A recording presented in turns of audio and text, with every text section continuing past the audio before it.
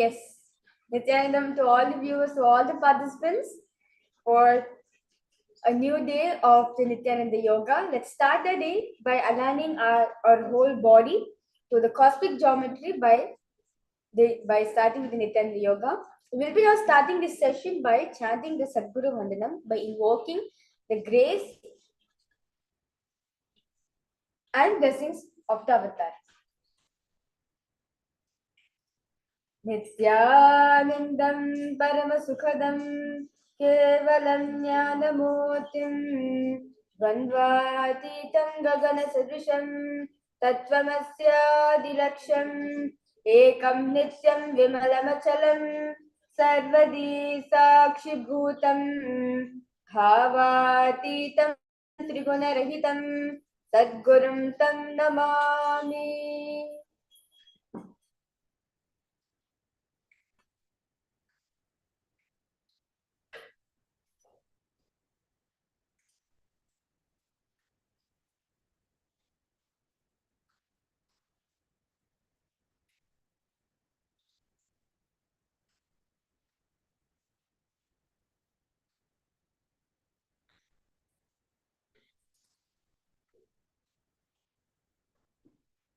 Yes. As it is said in the Vedas that if you want to connect to a deity, the powerful way to connect to it is by chanting the Moola Mantra. As the Moola Mantra is nothing but a representation of that very deity itself. As in the Nithyananda Yoga, at the end of Nithyananda Yoga, you are going to become Paramashiva. Let us now chant the Shiva Moola Mantra, the Om Ham Ham Shivaya Namaha, 11 times internally. Om Ham Ham Shivaya Namaha. Om Ham Ham Shivaya Namaha. Om Shivaya Namaha. Om Ham Ham Shivaya Namaha. Om Ham Ham Shivaya Namaha. Om Ham Ham Shivaya Namaha. Om Ham Ham Shivaya Namaha. Om Ham Ham Shivaya Namaha. Om Ham Ham Shivaya Namaha. Om Ham Ham Shivaya Namaha. Om Ham Ham Shivaya Namaha. Yes.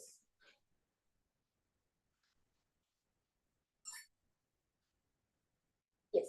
So let us now start by ritualistic cleansing, where we cleanse our whole body from the body level to the psychological, neurological, every single system layer until our consciousness layer. Let us purify ourselves by doing the Tattvachanam, as is said in the Vedas and Agamas. One of the ways you can purify your whole body is through the Tattvachanam.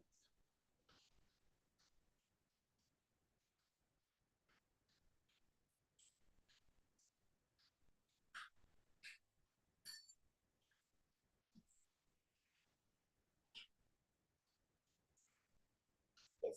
So now, I request all participants to keep your right hand in shape of a Kausya, the Gokarna Mudra. Now place with your left hand a Panchapatram, a Uddari of water from the Panchapatram, and pour it on the center of the right palm. Then chanting the following mantras internally, drink the water that flows to the base of the palms 3 times. Om Atmatattvam Shodayami Svadha. Om Vidyadatvam Shodayami Svadha. Om Shivadattvam Shodayami Svadha. Yes. Now wash your right hand, the water from the Panchapatram. Now, with the base of the right hand thumb, touch, wipe the upper lips twice. Om Ham Hridayaya Namaha. Wash your hands. Now, with the tips of right hand, index, middle, and ring finger, touch above the upper lips and below the lower lips. Wash your hands with the water from the Panchapatram.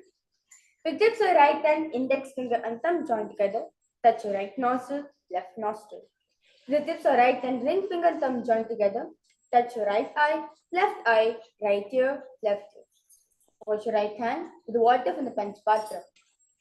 With the base of the right hand thumb and middle finger, Touch the navel, right chest, left chest. With the right hand fingertips together, touch the top of the head, right shoulder, left shoulder, and your heart center. As Swami says very beautifully, yoga is just not just a mere physical fitness alone where you come, you do some stretches or you strengthen your body, but yoga is for manifesting Paramashivatva in all of us.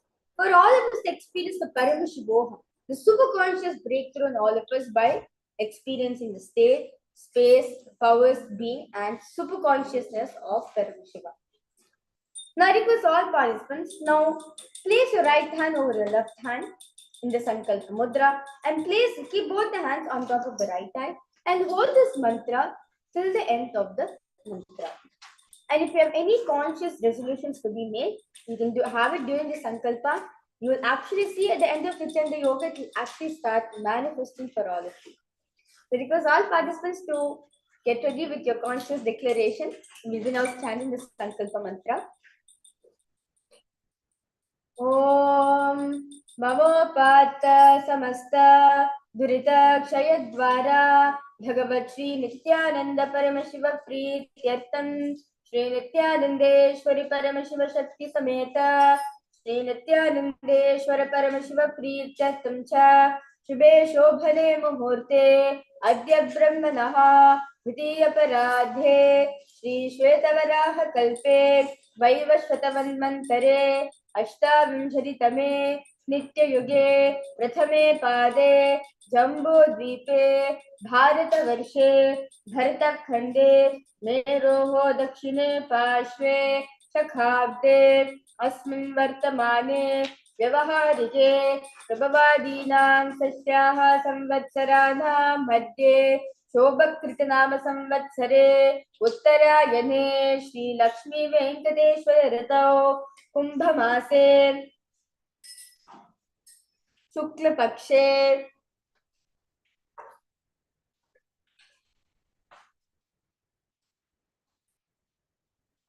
शुभ शुभ ऋतौ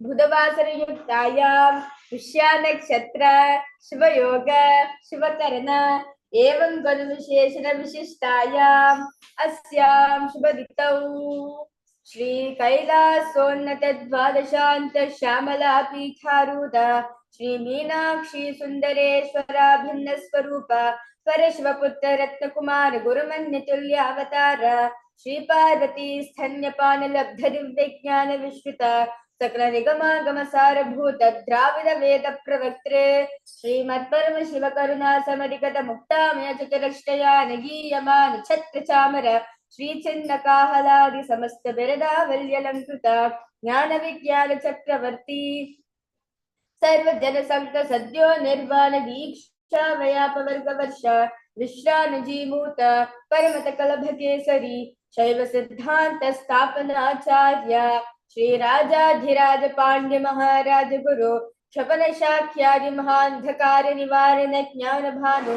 वीक्षणा निर्हार ध्वजोच्छेद पूर्वक श्रीमत् विषवद्वत स्थापक शैव समय कर्तृ सर्वज्ञ पीठारूढ़ श्री जगद्गुरु श्री ज्ञान संबंध देशिक स्वामी वागीश सुंदर माणिक्य वाचक स्वामिनाम अवतार भूत श्री ज्ञान संबंध स्वामी पुनरुद्रत श्यामला पीठ सर्वज्ञ पीठ त्रिनवद्युत्तर द्विश्रितम गुरु महासन्निधान अरुणगिरि योगीश्वर परंपरागत अरुणाचल सर्वज्ञ पीठ गुरु महासन्निधान कैलास परंपरागत कांची कैलास सर्वज्ञ पीठ त्रयस्थम चतुत्तर द्विश्रितम गुरु महासन्निधान नित्योत्सव नित्य मंगल नित्य कल्याण नित्य रचित कैलास परंपरागत आदि कैलास नित्यानंद पीठ महासंस्थान महासिंहासन पीठ कर्तृ साक्षात् श्री परमशिव समुद्भूत कैलास परंपरागत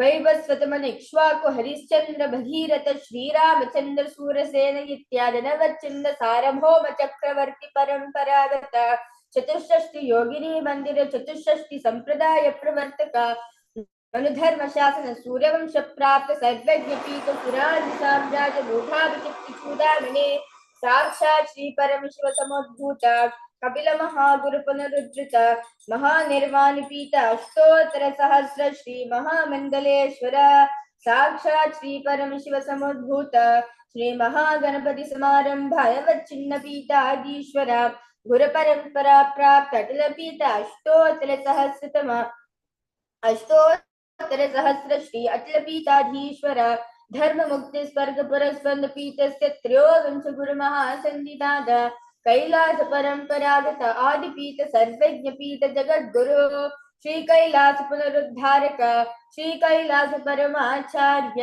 श्रीमत् परमहंस परिव्राजकाचार्य वर्य सच्चिदानंद प्रणव स्वरूप श्रोत्रिय ब्रह्मनिष्ठ श्रीमद् जगत गुरु श्री भगवत श्री नित्यानंद परमशिव श्री ज्ञान संबंध देशिक परमाचार्य स्वामिनां प्रीत्यर्थं तेषां पादारविन्दयोः भक्ति सिद्ध्यर्थं गुरुकृपाकटाक्ष सिद्ध्यर्थं क्षेमस्थैर्यवीर विजयायुरारोग्य ऐश्वर्याणाम् अभिवृद्ध्यर्थं धर्मार्थ काम मोक्ष चतुर्विध फल पुरुषार्थ सिद्ध्यर्थं समस्त दुरितोपशान्त्यर्थं समस्त मंगलावाप्यर्थं भगवत श्री नित्यानंद परमशिव प्रसादेन सकुटुम्बस्य ज्ञानवैराग्य जीवन मुक्ति प्राप्त्यर्थं भगवत श्री नित्यानंद परमशिव कृपा कटाक्षेण पूर्ण आरोग्य युक्त दृढगात्र यौगिक शरीर सिद्ध्यर्थं परमशिव शक्ति आविष्करणार्थं नित्यानंद योगाभ्यासं करिष्ये. Now let us wash your hands to water from the Panchapatram. Om Apopasprisya.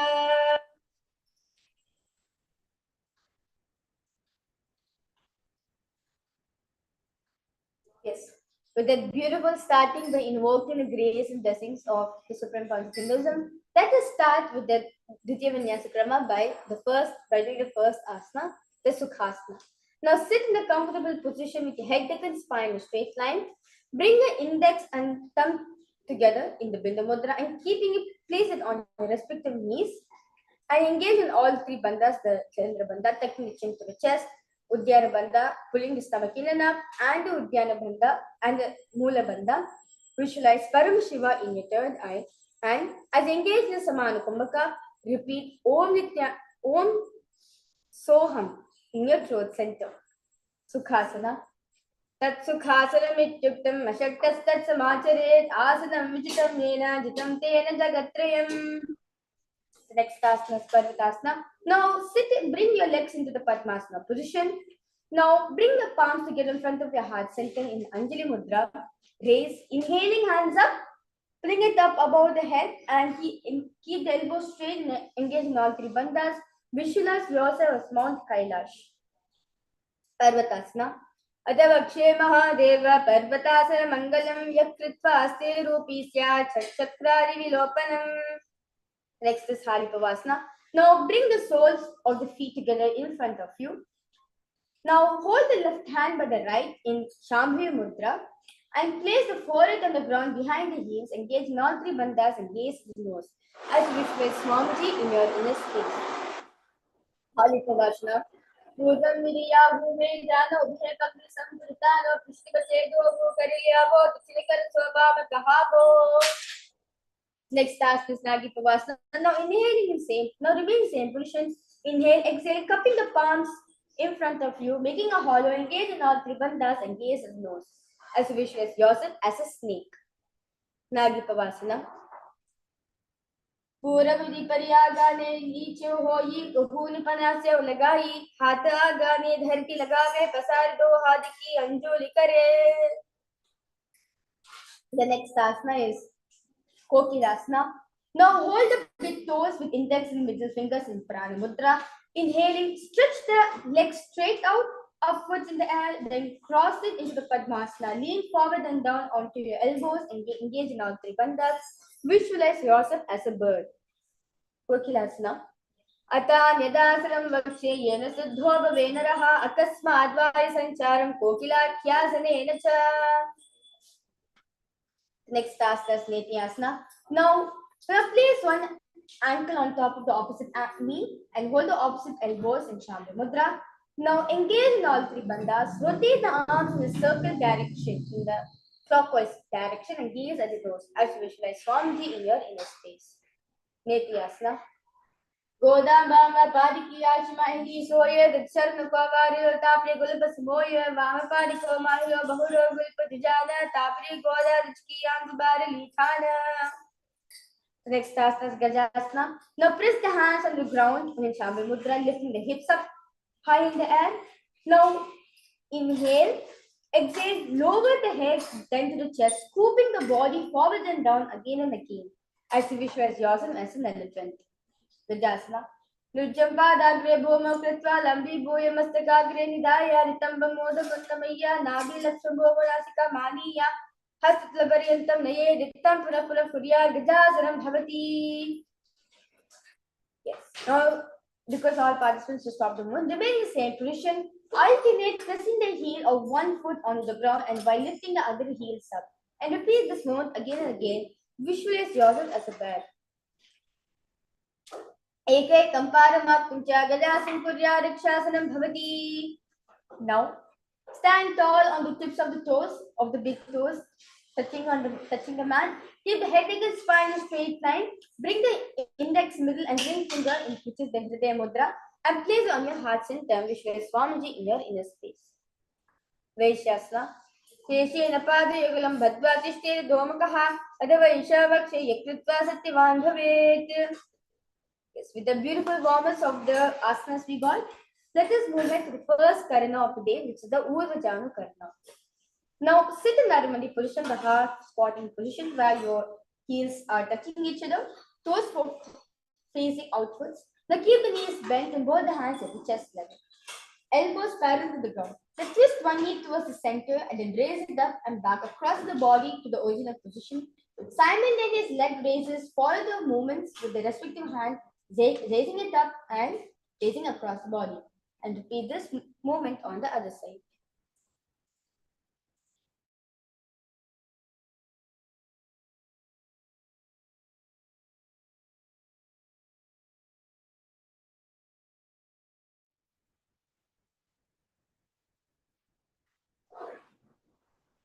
Next asana is Balangasana. Now increase the fingers from outside in Sarvavishantari Mudra and hold on to your knee, pulling it up towards the chest and keep the spine straight, engage in all three bandhas. Visualize yourself as catching a baby. Balangasana. Ekam janusya linya satavyam balalinganam bhavati. Padipinasana. Now take one foot and pull it behind towards the buttocks, holding it with both the hands in Shambhi Mudra. Keep the head and spine straight and engage in all the bandhas, visualize Swamiji in your inner space. Sitte kastum paritile karabhyame shriyatinam prishya samstapayatnena parapidanamasana. Next asana is Natarajasana. Now, with the respective hand, hold onto the sole of the foot from the inside. Extend the opposite hand forward with index and thumb joined together in Buddha Mudra. Simultaneously inhale, kicking the leg up, pull the foot back and up, and while leaning forward, visualize yourself as Lord Tattvamasa. Uttana padam crown samsa manichim veera bhadrakam natarajam trikonam sa ruttangashta prasarine. Let's now repeat the Balangasana sequence on the side. Balangasana. Ekam jansya linya statavyam balalinganam bhavati. Parapidyanasana. Sitte kasmin padatale karabhyame shriyachanam pushte samstapyatena parapidanamasana. Natarajasana. Uttara palam kram jamsavadi chimbira bhadrakam najarajam trikonam cha tuttangashta prasarine. Yes. We will now moving ahead to the next karna, which is the ardharechita karna. Now sit there in the position, the half squatting position. Now bring the right foot behind the other with the toes down and the heels up. Then keep the left hand at the chest level and extend the opposite arm out wide and like a pendulum movement, bring it back towards the chest in Hridaya Hasta. Now, while the arm swings, move fingers one by one inward towards the palm and then outwards. Now place the right hand over the nose, uncross the ankles and repeat this on the other side.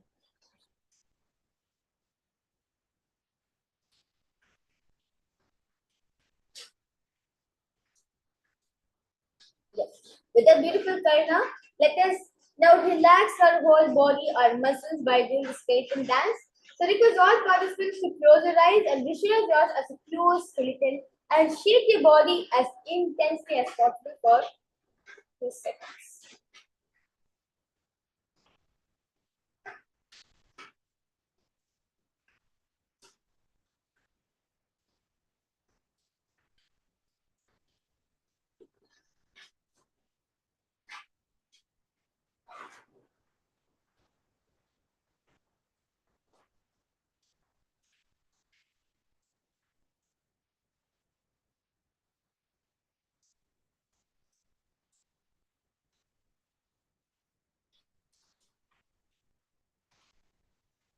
Yes.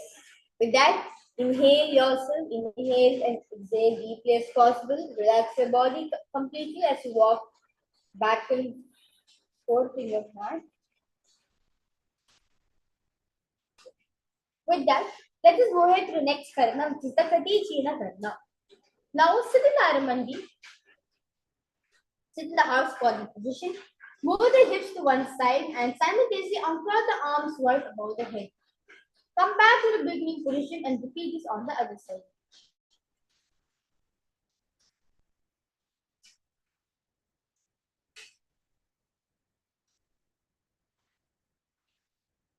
Yes. Now with that, stand tall on tips of the toes and raise the hands up above the head by resting beside the ears in Tame Mudra. Engage in all three bandhas. Visualize yourself as a palm tree and now repeat Shivoham in your throat center. Tadasana. Mahamudra Baddha Kono Tadasana Bhedikanya Tansda Korea Rattarvatni Padipriya Uttanasana. Now for a standing position, lean forward and down, bringing the hands flat on the ground. Engage in all three bandhas and bring forehead towards the knee. And Vishaya Swamiji in your inner space. Uttanasana. Mahamudra Baddha Kono Tadasana Bhedikanya Tansda Korea Rattarvatni Padipriya. Next asana is Direkshwasana. So keep the hands flat on the ground, shoulders width apart, and step feet back, keeping the toes on the ground. Now tuck the chin to the chest in Jandrabandha and rotate the head from side to the side. Direkshwasana.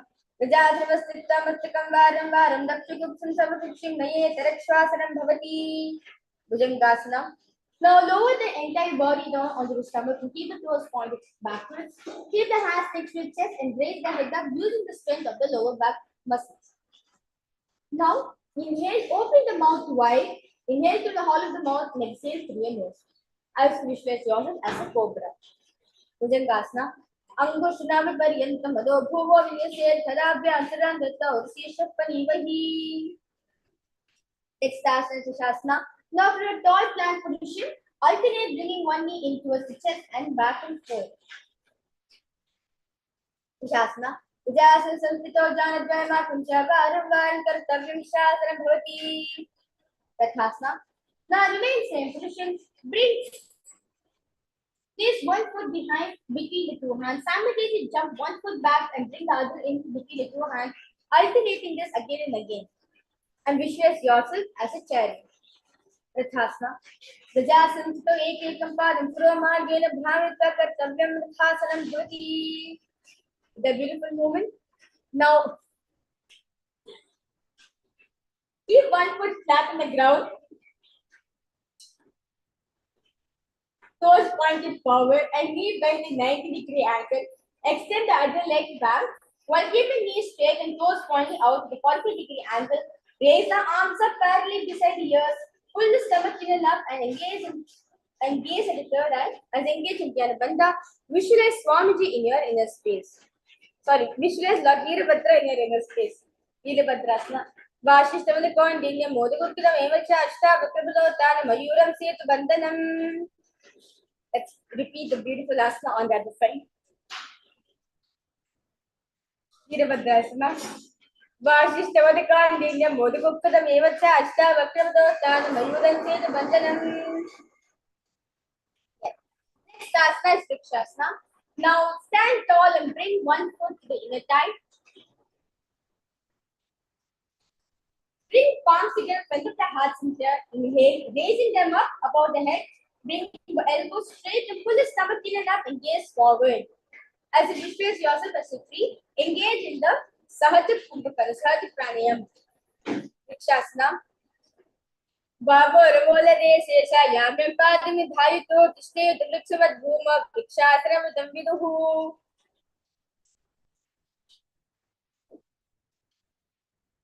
Garudasana. Now stand top, place one foot at the opposite hip. Bring palms together in front of the heart center in Namaskar Mudra. Keep standing legs straight, arms like a rod. Now visualize yourself as Lord Garuda. Garudasana. Garudasana Vachi, Dhyaram Suram Bhivi, Sarvadoshyadhir Mukta Bhavati Mahabali. Yes. The next task, let's repeat the Vrikshasana sequence on the other side.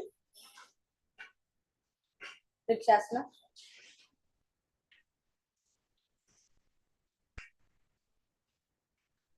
वामोर्मूलदेशेषा यामं पादं निधायतु तिष्ठेत वृक्षवद्भूमौ वृक्षासनवदं विदुः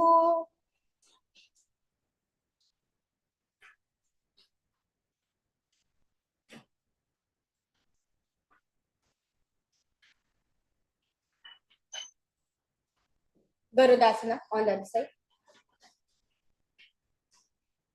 Garudasana vakshe nidhyanam sthiram bhuvi sarvadoshyadhirmukto bhavatiha mahabali. Next task is Trikonasana. Now stand step one leg far back apart. Keep front toes pointing forward and back toes touching, facing sideways.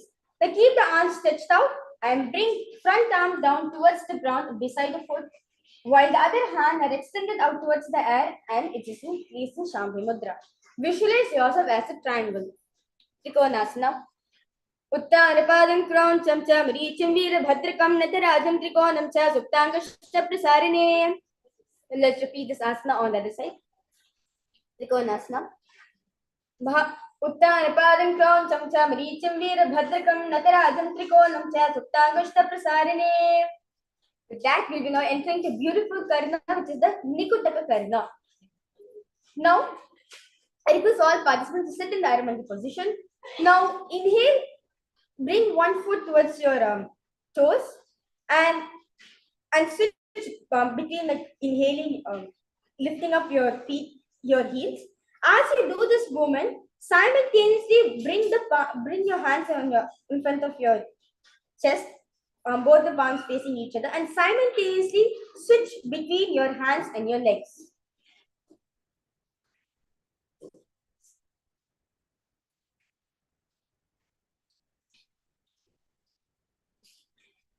Yes. We will now entering to a powerful pranayama, which is the Brahmari pranayama, where we'll be buzzing like a bee. For the next set of asanas, I request all participants to, within yourself, buzz the sound of a bee. And we'll be entering to new japa, which is the japa Sadashivoham Angushtasana.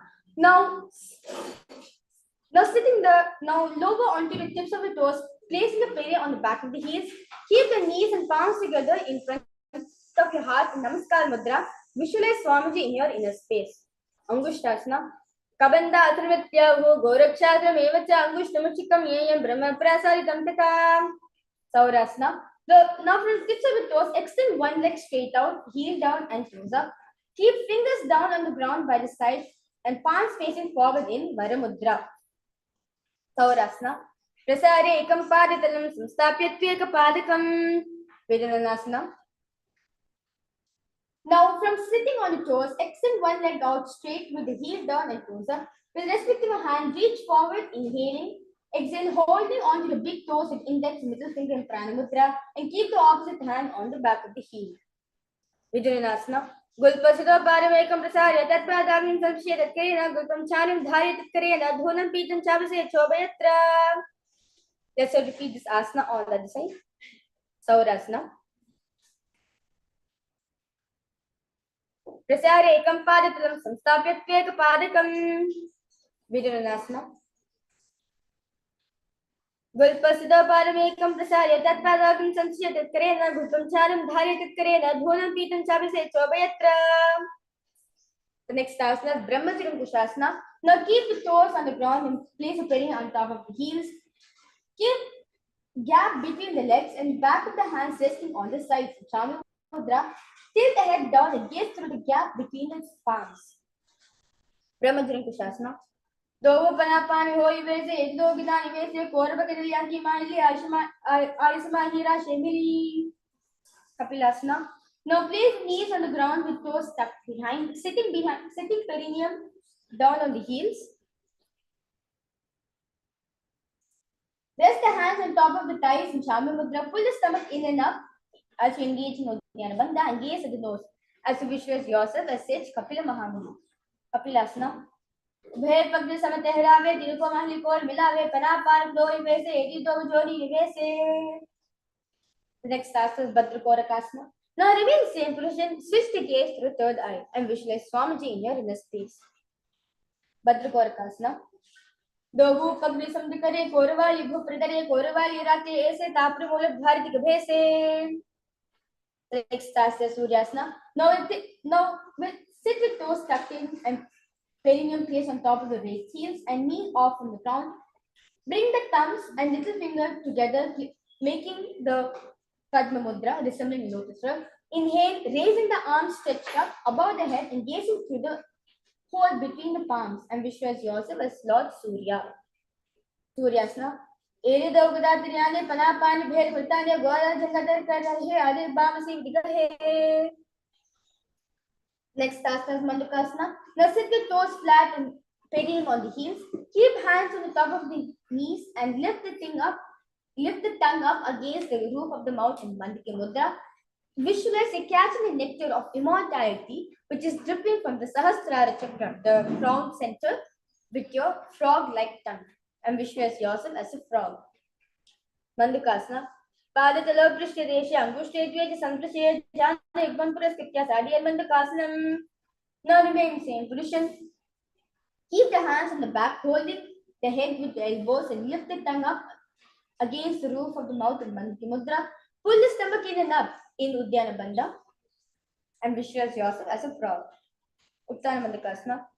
Mandakasana Madhyastam Kurprabharidam Shiraha Etad Begvaduttana Megaduttana Mandukam. The next task is Simhasana. Now cross the ankles and sit on the feet. Keep the knees wide open, fingers spread on top of the knees in Shami Mudra. Inhale, exhale and open the mouth wide, sticking the tongue out and exhale forcefully. Gaze at the tip of the nose and repeat this several times as you visualize yourself as a lion. Simhasana.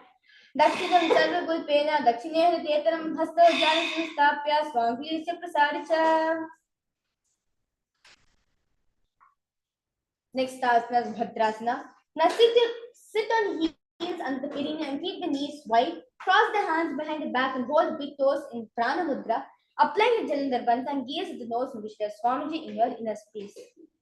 Bhadrasana. Gulpo Chivrasya Syada Yukramena Samahitaha Paramushta Karabhyadha Ritacha Prishtadeshadaha. The next task is Kakabhushandhyasana. Now squat and keep the feet flat on the ground and knees wide open. Bring the arms in and around the back, increase the fingers behind in Parisha Mudra and gaze at the nose as you visualize yourself as a crow. Kakabhushandhyasana. Pratame Ves Gurutam Dohat Bakam Janit Niko Modaliam Priyave Pishmate Kagasi Karave. The next task is Kanipavasana. Now place palms on the floor, shoulders width apart. Bring knees on back of the arms towards the armpits. Lean the chin forward and down and gaze ahead as you visualize Swamiji in your inner space. Kanipavasana. Ase Kaugnashi Dushda Hoi Tu Achi Yohi. Kapalyasana. Now place the hands on the ground and shoulders width apart. Bring toes of the head on the ground, forming a triangle between our hands and the head. Now bring the knees onto the elbows, hips over the shoulder and straighten the legs up as you inhale and gaze to the nose. Ashwaya Swamiji in your inner space. Kapalyasana. Sisa Shisha Dharti Teki Bagumliva Uchaga Kare Bagriya Kar Sarvasarasi Dohata Ki Hatiri Do Pashita Dharti Teko Shinasa Agra. Yes, with that beautiful balancing asanas, let us move ahead to a new pranayama for the next set of asanas, which is the Rechika pranayama, where your exhalation is more longer as you inhale. Just extend your exhalation and hold it as long as possible. Then you slowly inhale. Vashamayurasana. Now squat on your toes with legs together. Twist the body and place both the hands to one side. Align the elbows with knees and hip. Lean onto the arms and balance. Extend the legs to the side and gaze through the third eye. As you visualize yourself as a peacock. Parshvamayurasana. Mayuram dandavat kuryan mayuram dandamakam kuryan mayuram pashvabhyam mayura pasanamakam. Now let's repeat this asana on the other side. Parshvamayurasana. Mayuram dandavat kuryan mayuram dandamakam kuryan mayuram pashvabhyam mayura pasanamakam.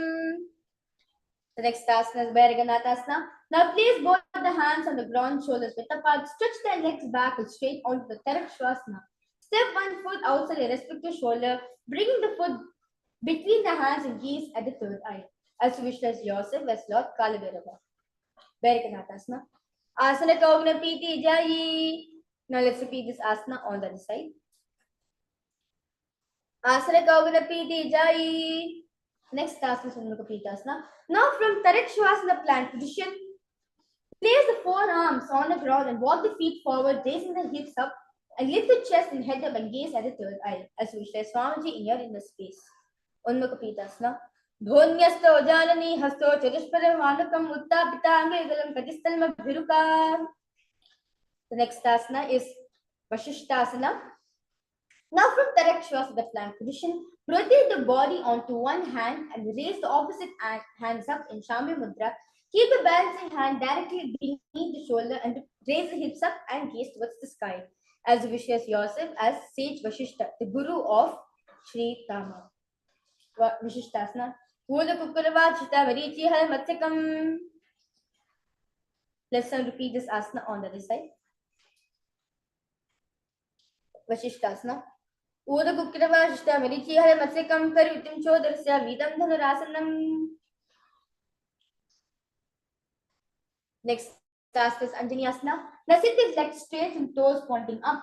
Bring hands under the buttocks and place the palms facing upwards in Shambhu Mudra. Keep the head, the spine in a straight line, elbows to the body, tuck the chin to the chest in Jalandhara Bandha and gaze at the nose. As you know, I'll be entering to new japa. Repeat Om Mahasadashivoham in your throat center. Visualize yourself as Lord Hanuman. Anjaneyasana.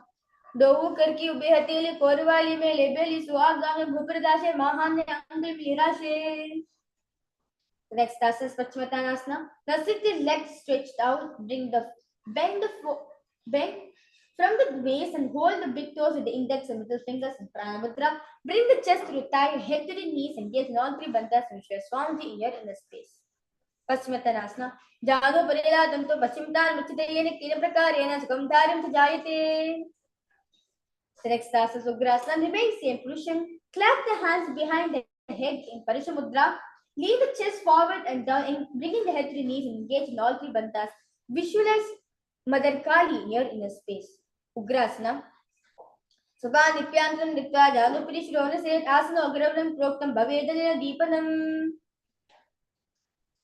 The next asana is Marichi Asana. Now sit with legs extended, bring one heel towards the groin, knees raised, reach the arms in and around the raised knee and clap the hands behind the back in Parishamudra. Bring the chest to the thigh and head to the knee as you visualize Sage Marichi in your inner space.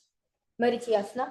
Uttana Param Kram Kamcha Marichim Vir Bhadrakam Nathirajantriko Namcha Suptangashta Prasarine. Next asana is Mahamudrasana. Now bring the raised knee to the floor and bring the heel towards the perineum and let the knee fall to the side on the ground. Reach and hold the foot, keeping the leg straight. Bring the chest forward and down. Engage in all three bandhas and gaze at the nose. Mahamudrasana. Dava Modi Yadi Mahyan go to Mudra Niche de Base Jimini Pagari Darti te Godam Chobora She. Now just repeat Marichiyasana on the other side. Marichiyasana. Uttar Palam Kron Chamcha Varichimir Bhatrikam Nitaracham Trikonam Cha Suktangashta Prasarine. Marichiyasana on the other side. Mahamudrasana on the other side. Dava Bhagmori Yadi Maham Gulpamudra Niche de. The next task is Bhadrasana too. Now sit and bring the soles of the feet together in front of you with the heels touching close to the perineum. Keep the knees wide open. Hold the feet firmly in Shambhu Mudra. Maintain a straight spine and gaze at the nose as you visualize Swamiji in your inner space. Bhadrasana. विल्पोद्विषस्यदः सीवन्यापाश्वक्षिपेत् पादपाजुलिपानिप्यान् निम्बद्धा श्रीश्चलं भद्रासनं भवेत् एतत् सर्वव्याधिशापहम्. Next task is Dwalipavasana. Now from Bhadrasana, extend the feet away from the body, keep the toes together, heels apart, knees open, place the hands to respective knees in Shami Mudra, tuck the chin towards the chest in Chandrabandha and gaze at the nose. As you wish, Swamiji in your inner space. Dwalipavasana. Purva Charva Chokasu Soi Vahi Video Kiji Sohi. Joniasana. Now sit and keep the soles of the feet together, heels close to the perineum. Hold the soles of the feet and kneel forward and down, bringing forehead to the feet and gaze at the nose. As you visualize the Yoni Mandala in your inner space. Joni Asana. Dovu Pagi Samtikare, Edimir Keding Nadare, Ardahatuko, Antarashi, Latapakatayam, Pradashe. Next task is Mediki Pavasana. Now, lean forward and down, extend the hands out wide, palms down on the ground in Shami Mudra, bring the forehead to the ground, behind the heels and gaze at the nose. Mediki Pavasana. पूरा भगवती पूरी भक्ति संपुरुष यदि मेरा शेदिया समाली का अक्रोध अंतर दत्ती लगा है. This is Asana. Now sit and keep the toes together, hips apart. Bring the arms below the shin, extend it and keep the palms up facing upwards in Shami Mudra. Bring the forehead to the ground above the chest. Bring the toes to the heart near the throat and gaze at the nose. As you visualize yourself as Lord Surya in your inner space. So this is Asana. लोगों पगली समझ करे शोले में दागा मेदरे अहुला तंदर राशे इदी को ऐसे विदाशे. The next task is Chiniki Pavasana. Now sit and keep heels together, toes apart. Hold the feet and open them up, bringing the soles towards the sky. Bring back of the thumb on the ground. Press the elbows on the thighs towards the knees and gaze the nose.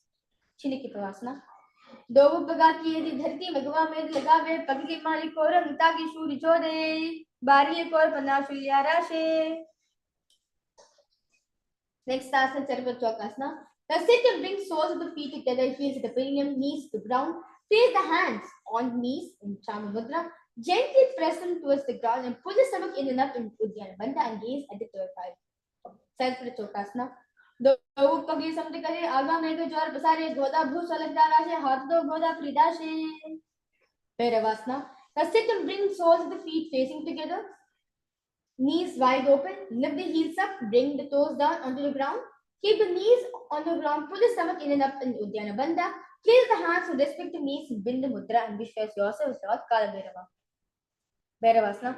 Vilpa Zampira Cha Nyonya Krimana Rumchane Jana Palita Hasta Dandavat Bhairavasanam. Samanasana. Now sit in one heel at the perineum. Lift and hold the other foot, pulling the sole of the foot onto the chest. Gaze to the third eye and hold the breath in Muladhara Chakra, the root center. Samanasana. Samanasana Vakche Siddhamanta Sarana Dekaparva Nutta Gusholinga Vatrake. The next task is Sapanasana. Now sit and place one leg on top of the rest of the shoulder. Raise the other foot forward and straight and keep the hands on the ground to the sides of Shami Mudra and gaze at the third eye. Apanasana. Kevalam Parame Kanchas Kante Charu Pritahai Paranga Ganetishtada the Vaprabo. Let's repeat this beautiful asana on the other side. Samanasana. Samanasana Vakche Siddhamantra Saranat Ek Parma Dutva Gusholinga Vatrake. Apanasana on the other side. Kevalam Parame Kanchas Kante Charu Pritahai Paranga Ganetishtada the Vaprabo. Next asana. For the next set of asanas, we'll be going to a new pranayama, which is the Sitkar pranayama, where you place the tongue against the roof of your mouth. Inhale. As you inhale, make the hissing sound from your mouth and you exhale through the nose. And you'll be entering new japa, which is Om Nithyananda in your throat center. Repeat Om Nithyananda in your throat center. The next asana is Gomukhasana. Now sit and cross one leg over the other. Align the knees at the center of the body. With the feet by the opposite hips and place both the hands on top of stacked knees in Shami Mudra and gaze at the nose. As you visualize the face of a cow in your inner space. Gomukasana. Savya Dakshina Pantu Prishtipashi Nyoje Dakshibita Savya Gomukam Kamyata. The next asana Anushasana. Now remain same position. Hold the big toes with the index and middle fingers in Prana Mudra. Relax the shoulders and pull the stomach in and up in Uddiyana Bandha and gaze at the nose. As you visualize yourself as Rishika Anusuya. Anusuyasana.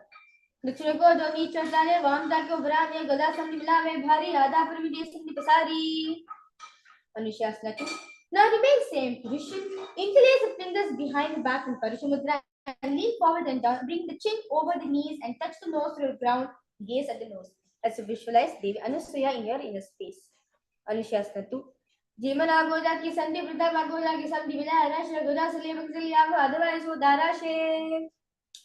Next asana is Garudasana 2. Now sit on the ground with one knee pressed against the perineum. Keep the opposite foot on the ground in front of the other. Keep the spine tall, chest out, and hands to respective knees. Chami Mudra and gaze at the nose. As wishes yourself as Lord Garuda. Garudasana. Dava Modi Yeti Mahilan Kulpumunadha Niche De. The next task is Naradasana.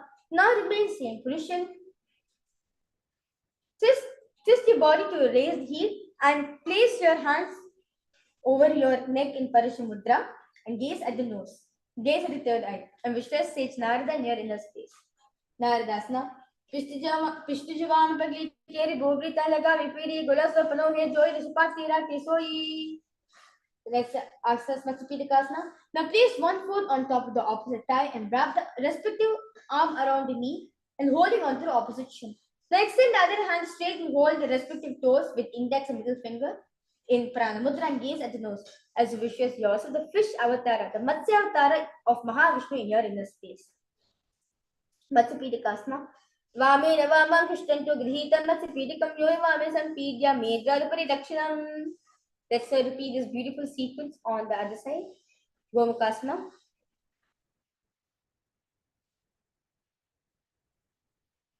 Savya Dakshigal Panto Pishtibashe Nyojerik Shepita Savim Gomukam Yata. Anushasana 1. Dachinago Doni Chotane Vamta Kyo Prane Goda Sandila Bari Ada Purvidia Sambitasari. Anushasana 2. Jimana Goda Kisandi Brita Goda Kisam Divina Arache Goda Sri Bhaktiya Adva Sudara Shri. Garudasana 2. Dava Moli Yedi Manjum Godumaga Niche De Desajini Pakisai Delki Goyo Sugora Shri. Naradasana. Pishtijiva Kapike Bhukrita Laga Rupiri Goda Pano Mejo Subhatira Kesoi.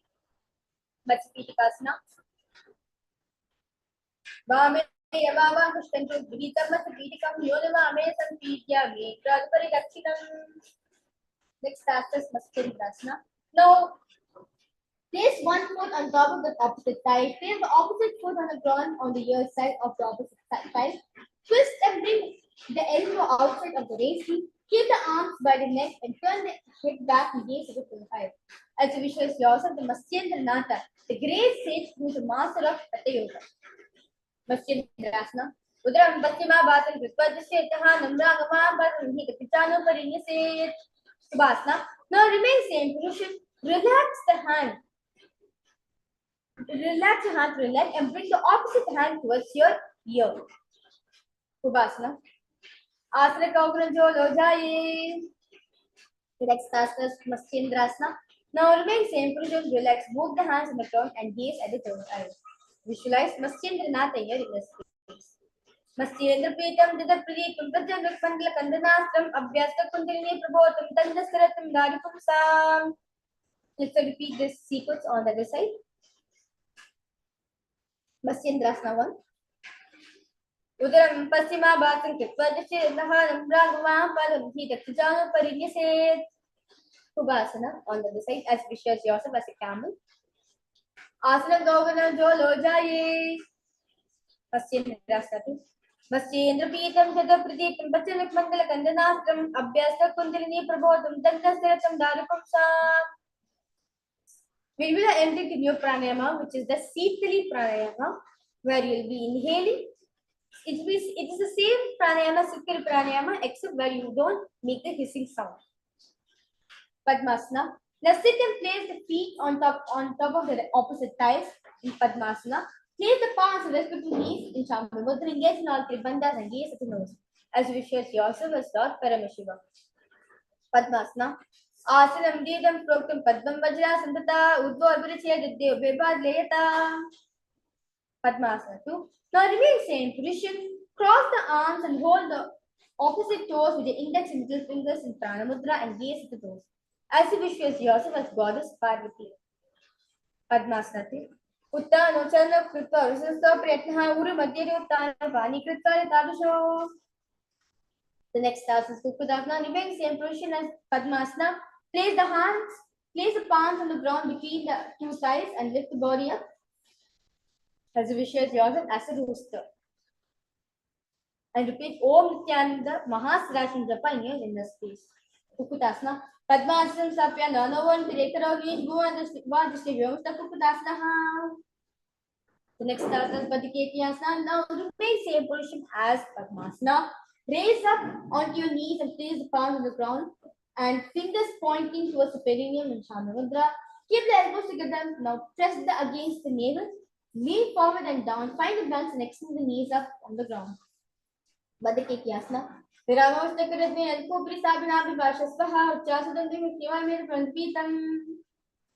Next is Mayurasana. Remain same position. Extend the legs out forward and balance yourself as visualize yourself peacock. Adavakshay Mahadeva Mayurasana Uttamaho Jajastodha Purpurapari Dehakam. Let us now relax ourselves with Makarasana. Lay down the stomach and with feet pointing outward and forward on the mat. Incline the fingers behind the neck and hold yourself in Parishamudra. As you visualize yourself as a crocodile.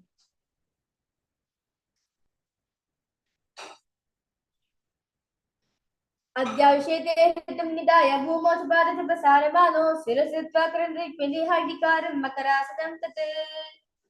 Next Asana with a beautiful relaxation. Now place the arms on the ground beside the chest.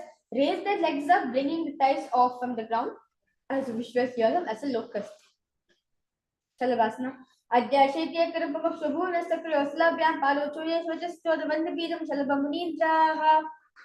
Next Asana. Now lay down on the stomach and bring hands to the feet. Pull the feet down towards the ground and opposite of the ground outside of the hips. Visualize yourself as a camel. Ushtrasana. Adhyashete pargimashtam piste nidyavinam karabhyam akunche savyasiga dhamastin spitam yogino vadanti. Dhanarasana. Now remain same position. Kick the legs back and up. Simultaneously pull the feet towards the sky. Lift the chest off from the ground. Raise the head up and gaze at the third eye.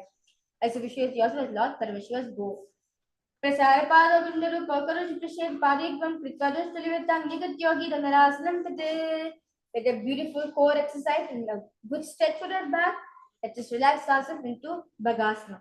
Now sit in both the knees with head, neck and spine in a straight line. Place the palms down on top of your respective knees in Shambhu Mudra and gaze at the third eye. As we will now repeat. Now let's repeat the Om Nithyananda Paramashivoham, the Mahavakya in its root center. Bhagasana. Ulita Bodhi Pada Vese Bharoji Kare Vese Payama Harbal Bojo Krapastila Veso. Next is Gohyasana. Now from knees and place the forearms on the ground, fingers interlock in Shambhu Mudra, elbows shoulder width apart. Now place top of the head on the ground, holding back of the neck with the hands. Walk the toes forward until the hips align with the shoulders. Lift the feet up, keep your knees bent together against the chest and touching the chin and gaze at the nose. As a visualize Swamiji near inner space. Gohyasana. Do hata ki kahuni soi panehadalaja edo vishangi vinjano esabe bhu paritano. Sirasasana. As you inhale, exhale, extend the legs up in the hand and gaze at the nose and visualize Swamiji in your inner space. Sirasasana. Viparitam mandalam cha videvitamiha nidasvita prakhivita praveshane. The next asana is Bodhyasana. We will now enter into new pranayama, which is the Bhastika pranayama, where we rapidly inhale and exhale. Rapidly we'll be breathing. Next asana is Bodhyasana. Now sit with hands behind the calves and stretch the legs up. Bring the forehead to the knees and come to a vertical position with your legs. As you visualize Swamiji in your inner space. Podyasna. दो हाथ भाग राने दो दांत का तीसरे अंगुष्ठी पिंडी लग रहे चले ब्याकर शीकरे. Next asana is Padikasana. Now sit the extend legs out up at the 45 degrees angle and bring the hands behind to hold the opposite shoulders in Shamil Mudra.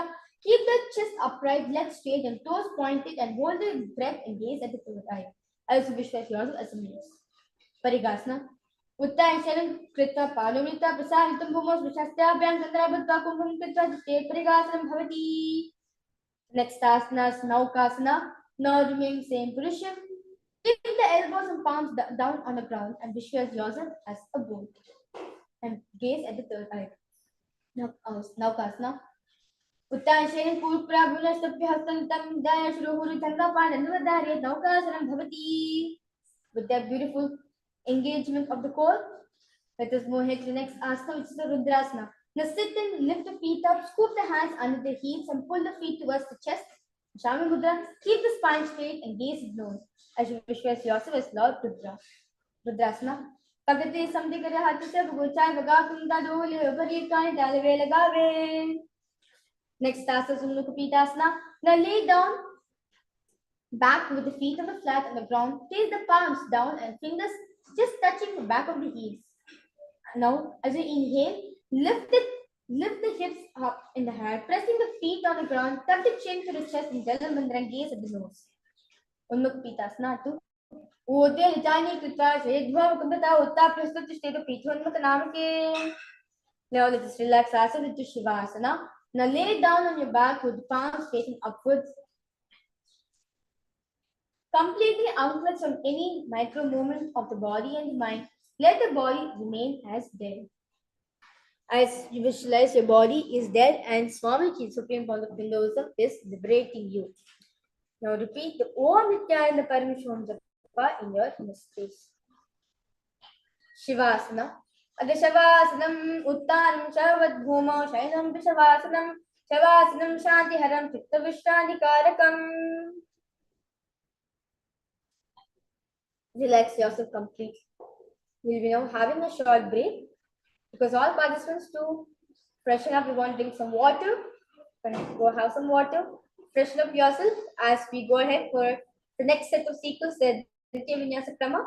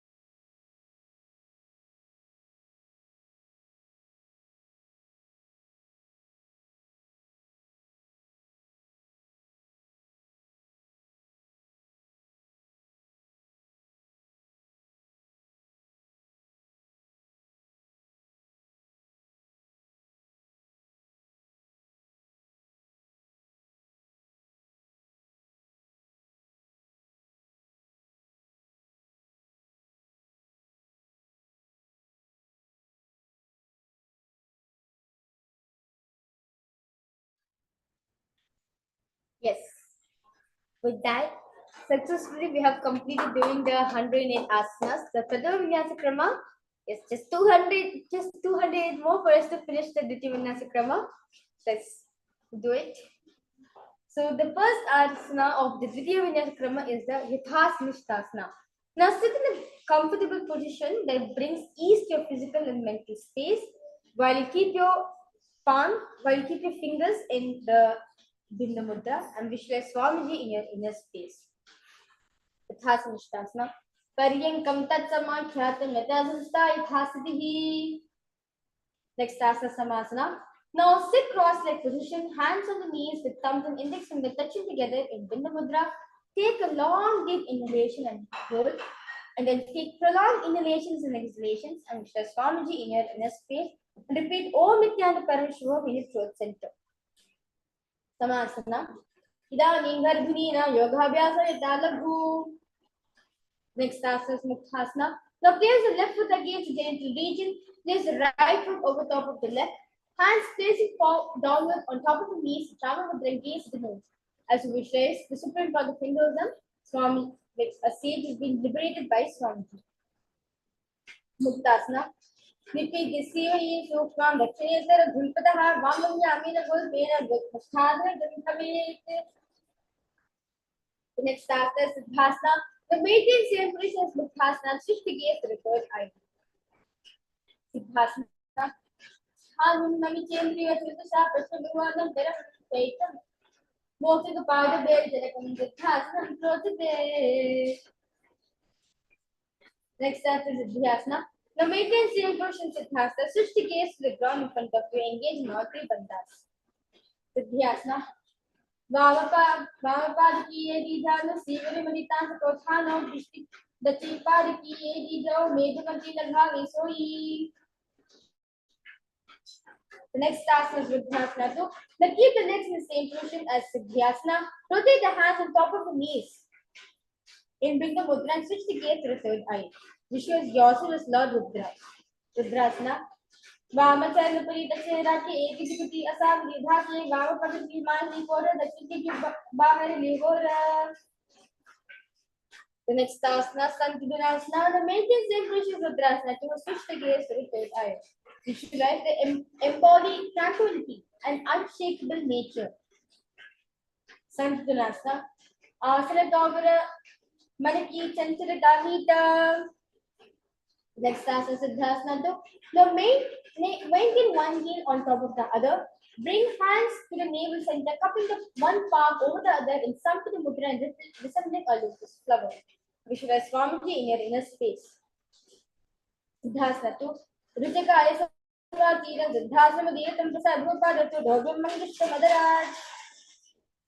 Next asana is Bandha Yoniasana. Now maintain one heel on top of the other while you keep the little fingers beneath the bottom of the lip, ring fingers above the upper lip, middle fingers closing the nostrils, index finger over the eyes, and thumbs closing the ears in Shanmukhi Mudra. Bandha Yoniasana.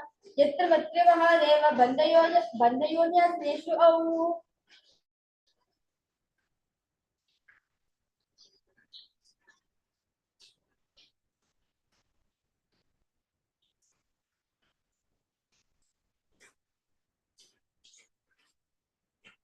The next asana is Virasana.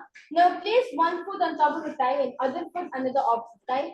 Touch the thumb and index finger together in the Bindu Mudras and rest them on top of the knees. Visualize embodying the space and state of bravery. Virasana. Ekam palamade kasmin vinyashorya samsita itarasmin sata chorum virasana mudiratam. Next asana is Vanikasana. Left heel on the right thigh and genital organ. Toes under the thighs, right foot on top of the left thigh and toes by the knees. Now, hands are respecting knees in thumbs and index touching together in Buddha Mudra and gaze at the third eye. As we visualize Valmiki, the poet, the great author of Ramayana. Valikasana. Daba Bulgi Pagdi Punedi Joya Banam Made Rachina Agiraga Visoya. Next asana is Joni Mudrasana. Now keep the legs in the same position. Left heel. Again, press against the perineum, right foot on the thigh. Switch the gaze to the nose. Visualize the Yoni Mandala in your inner space. Yoni Mudrasana. Bhavabhariki Padutli Jalimangi Kori Johitam Dari Vese Ulita Pava Jomori. Next asana is Yoni Asana. So keep feet and hands in the same position. Just switch the gaze to the third eye and continue to visualize the Yoni Mandala in your inner space. Yoni Asana. Yoni Asana Pavetena Yogam Yoga Prayamilam. The next asana is Bhadrasana 3. Sit and bring the soles of the feet together. Hold both the hands. Bring the knees down towards the ground. The gaze of the nose. Visualize Lord Veerabhadra in your inner space. Bhadrasana 2. Gulpo Jurse Sadaha Sivanya Pashodhubye Sabin Gulfam Data Sabye Dakta Gulfam the Dakshine. Next asana is Aghorasana. Aghorasana. Now bring soles of the feet together at the perineum. Press your tongue against the roof of the mouth and Kechiri Mudra, gaze at the third eye. With your right hand covering the mouth, close the left hand, close the left nostril with the index finger. Inhale through your right nostril, close both the nostrils, hold the breath and exhale through your left nostril. And repeat this beautiful pranayama, the Antika pranayama on the other side. As you visualize yourself as an Aghori. Aghorasana. Guru Koho Vishika Joy Bahivri. जो कीजे सोई सब अंगुरी मुख बाहरी अनुभव मुक्तापुरी. Next asana, Skaneni Pavasana. Now bring the feet together in front of you, toes together, knees apart. Place the elbows on the heels, rest the chin on the palms in Shami Mudra. Gaze the nose and gaze in Udyana Bandha. Visualize yourself as female elephant drinking water. Skaneni Pavasana. Gawali पवासना कशो है जैसे Yahoo में जाने विधि से दो गुल्प माहिया गुल्प माहियो जानो और एक विधि कहूँ निखानो. Next asana is Parasana. Sit with knees raised, arms between the thighs and calves. Interlace the fingers in Parishamudra and feet off the mat. Also visualize Swamiji in your inner space. Parasana.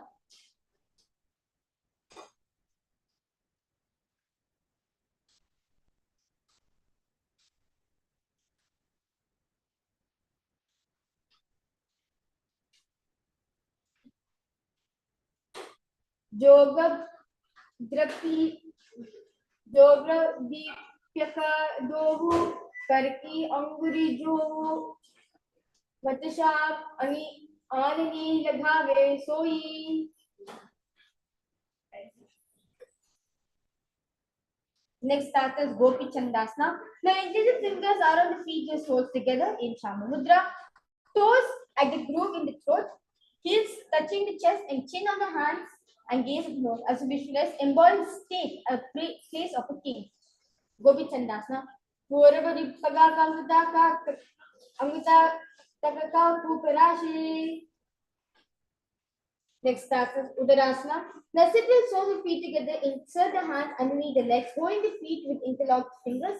Holding the feet within the interlocked fingers, bring the feet up to the chin, bring the head down, and touch the chin to the soles and gaze at the nose. Visualize your body is free from all defects. Udarasana. Dobu Pagi Samjana Thane, the Ube Hastik Kari Urdehi Thane. Next asana is Vishishtasana. Now sit with feet together, arms under the legs, raise feet up to the face, fingers interlock, down with the palms over the forehead. Visualize everything. You visualize it excellent in everything. Vishishtasana. Dovu Pagi Jodi Sampurikare Do Hagdo Paga Bichi Anitale. Next asana is Bhujasana. Now from seated position, lift both legs over top of the respective shoulders. Bring the arms underneath the legs and legs up. Interlace the fingers around the back of the neck in Shambhi Mudra. Visualize yourself as a cobra. Bhujasana. Sirasana to Vignyam Kakshasana Mataparam. Next asana is Kalyanasana. Now maintain seated posture. Raise the legs up. Bring the elbows underneath the knees and wrap the arms around the back and palms clasped. Gaze the nose. Visualize yourself beautiful, auspicious goddess in your inner space. Kalyanasana. Dohaganti ani Tilago Godan Chetane. The next asana is Sankatasana. Now with the left knee on the mat, place the left foot flat and place the sitting up on the raised heel. Raise the right leg over top of the left. Bring the right heel to the left hip. Place the hands on the opposite knees in Vaishnavi Mudra. And visualize the white swan in your inner space. Sankatasana. Vama Padam State Moolam Sanyasada Nitale. The next asana is Dhenukasana. Now from Sankatasana, slide the left heel to the left hip. Keep the right knee on top of the left. Place both the hands on the right thigh. Visualize a cow in your inner space. Dhenukasana. Sagina Virapantam Vrispinda Galyamni. Next asana Machandrasana. Now place the right foot on top of the left thigh. Place the left foot on the right knee. Bring the left hand behind the back and hold the right thigh. Place the right hand on the left eye. Twist the body and gaze at the nose. Gaze at the third eye. Mr. Swami here in his space. Machandrasana. Vama Janga Ghaparidachitane Vama Hastapishtirishane. Next asana Machandrasana. Now remain same position. Lean your forehead so it touches the ground. Chest should touch the knees and hold the respective big toes in Vaishnavi Mudra. Machandrasana 2. Prathama Jivana Charna Dujoy Vama Janga Gapari Kesoyi. Next asana is Guru Asana. Now maintain feet in same position. Interlace the fingers and place them on top of the knees. Guru Asana. Uru Molita Parisek, Uttar Pradesh, Grupam, Sabita, Vajana, Tirpata, Pashvi, Sanstavi, District, Hasto, Samili, Guru Asanam Bhavati. Now let's repeat Sankatasana on the other side. Sankatasana. Vama Padam Chitir Moolam Sanyasa Dharanitale. Dhenukasana on the other side. Anusagi Nagara Pantam Vishwinda Galyamni Daya Jhagali Vanka Pagula Nida Yakudu. Next asana is Machandrasana on that side. Continue to visualize the Supreme Pontiff of Hinduism, Swami in your inner space.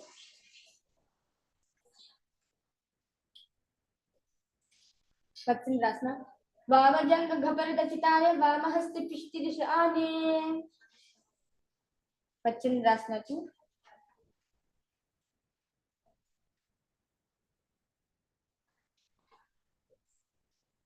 Vedama Jivana Charana Jujay Vama Hasta Janga Ghapari Rati Soyi.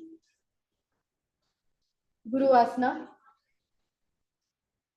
Uru Moli the Padasek, Rishika Pradesh, Gopam Sanstapati, Vajana Japal Pashvi.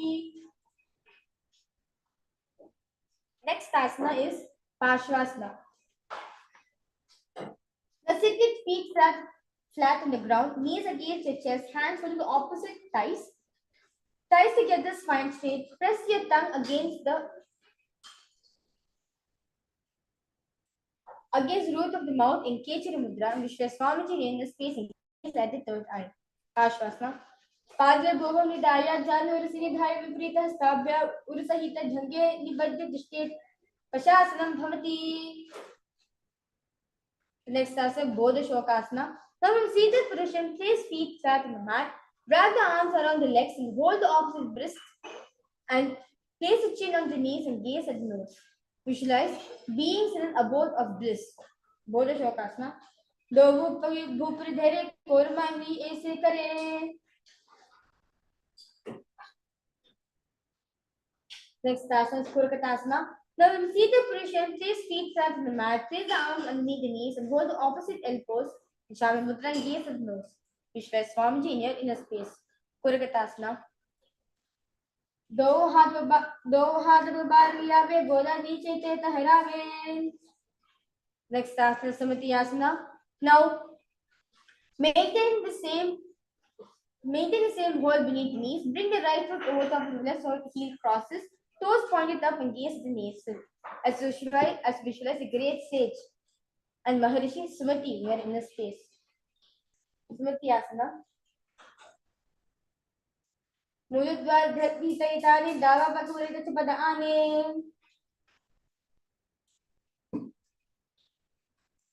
Next asana is Dandasana. Now extend the extend the feet out straight, arms straight above the head. Interlace the fingers, wrist pointed upwards in the Parishamudra. Engage in all three bandhas and gaze at the nose. Vishwa Swamiji in your inner space. Dandasana. Idanim Garbhinam Yoga Vyasa Italabho Sukha Prasavara Bhaya Prochite Praktane Pati. Next asana is Arambhasana. Now sit with legs straight, hold big toes with the index and middle fingers in Pranamudra. Chest forward and down, head to the knees. Inhale through the left nostril, exhale through the Nadi Shodhana. Arambhasana. Dovu pagamilave pasari pagakamuta padaki militha gode lagave. The next asana is Bidokasana. Now sit with legs straight. Extend knees slightly up, one hand distance between the heels. Bring shoulders down, wrap the arms around the legs and hold soles of the feet and gaze at the third eye. Vishwa Swamiji in your inner space. Bidokasana. Pratima Bhese Dovana Pasari Kachuka Urdhu Purdodhere. Next asana is Jalindri Pavasana. Now extend both the legs out with heels together. Face the chin, mouth, nose to the heels. Insert the hands below the legs. Keep the elbows together on the ground along the fingers. Palms facing upwards and gaze to the nose. Jalindri Pavasana. Do Vedi Milaka Dite Hastapasari Punya Chibuka Mukanazikata Diga Bhupari Dhare. The next asana is Urdhva Paschimottanasana. Now sit and extend both the legs out. Sit, lift one foot behind the neck, lean forward and down as in Paschimottanasana.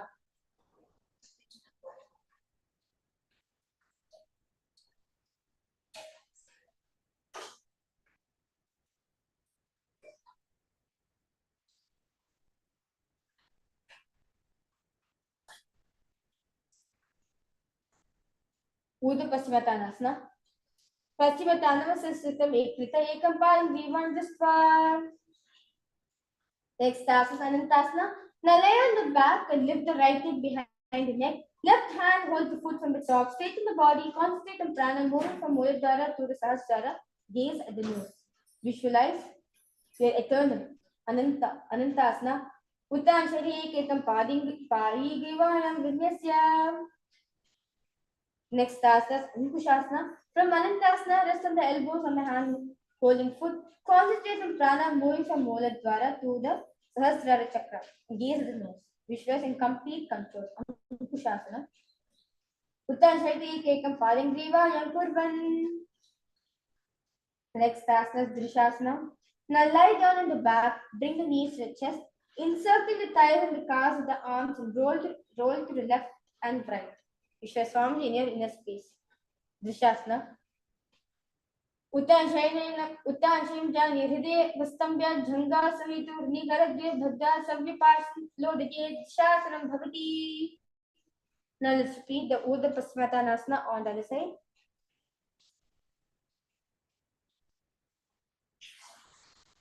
Paschimottanam Sansitam Dita Ekam Param Vivayam.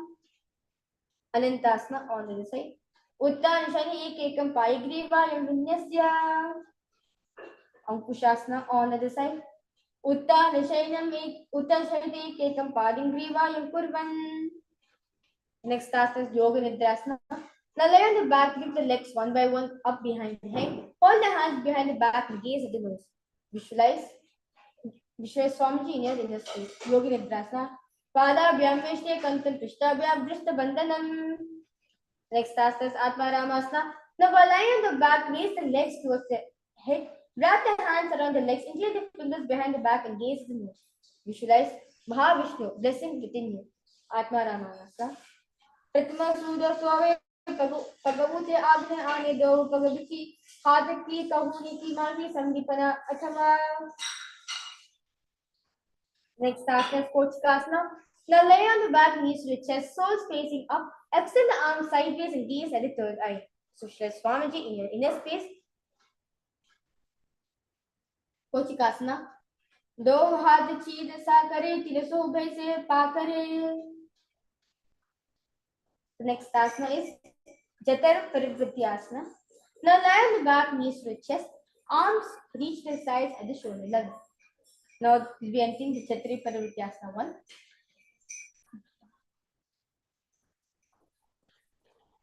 One knee bent, twist and bring it to the ground on the opposite side. Keep the other leg extended straight. Now Jatari Parivritti 2. Keep both the knees bent to one side. And Jatari Parivritti 3. Both the legs straight to one side, head looks in the opposite direction of the legs.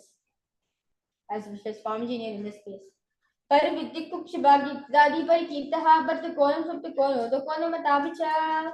Now let's repeat the Jatari Parivritti asana 1, 2, and 3 on the other side.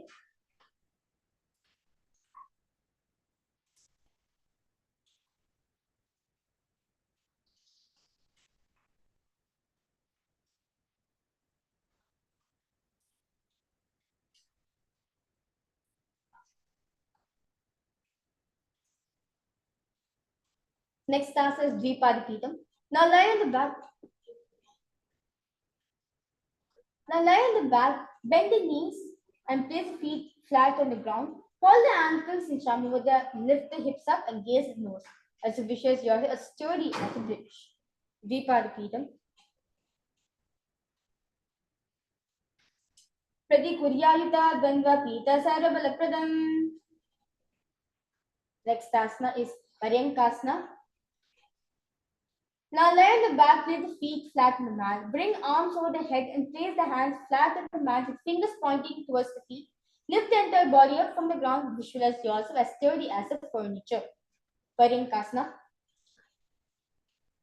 Uttana Shayanastata Gunastabya Pansalabham Bundita Navi Pradeshi Udam Kurya Paryankasanam Bhavati. Yes, with that beautiful stretch you got from your back, we'll be entering the next asana, which is the Shvotanasana. Now lie on the back, knees to the chest, hands on the shoulders, move the hips in a circular motion. Visualize you're lying on your back like a dog. Shvotanasana. Shavat Shariram Samstapya Jani Sammirya Narvo Anni Yastavya Kandra Badda Bhamaye Shvotanam Bhavati. Next asana is Viparita Karani. Now, lie up spine, straight the hips up and legs up. Elbows and hands extend on the mat below, helping to balance the body as legs raises up straight. Move the legs around and around as Vishwa Swamiji in your inner space. Viparita Karani. Adha Viparita Karani Mudra Bhutliya Shuchirodhva.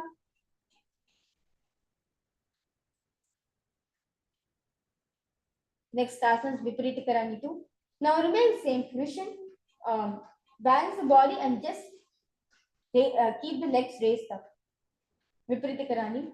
Karani Viparita ke sarva divyani nashini.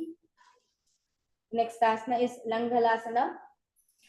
Lay on the back, lift the hips, take the feet over the head, toes on the floor, head stretched, hands stretched on the ground, palms clasped behind the rest on the neck and the shoulders. In Parishamudra, visualize yourself as a flow. Langhalasana. Deva Kantina Bhumi Mistamba Paladvayam. The next asana is Shayita Paschimottanasana. Now lie on the back, legs over the head, toes pointed on the ground, thighs to the chest, hold the toes and arms and legs straight as visualize the 84 different asanas revealed by Paramashiva. Tame Shayita Purvida Shayita Paschimottanakam. Next is Supta Konasana. Remain same position. Spread the toes wide out. Visualize Swamiji in your inner space. Supta Konasana. Parivritti Kukshibagi Dagi Parikitaha, but the concept of the Kola Matabicha. Next asana Chakrasana. Now bring legs over the top of the head, toes on the ground. Hold the ankles, keep the legs straight, roll back onto the back, keep the legs straight. As visualize yourself as a chakra, a beam. Shavasrista do paro purva mastakaparo. The next asana Supta Prasidita Padankushtasana. Relax lie on the back, keep the legs vertical. Hold the big toes in Pranamudra, open the legs as wide as possible.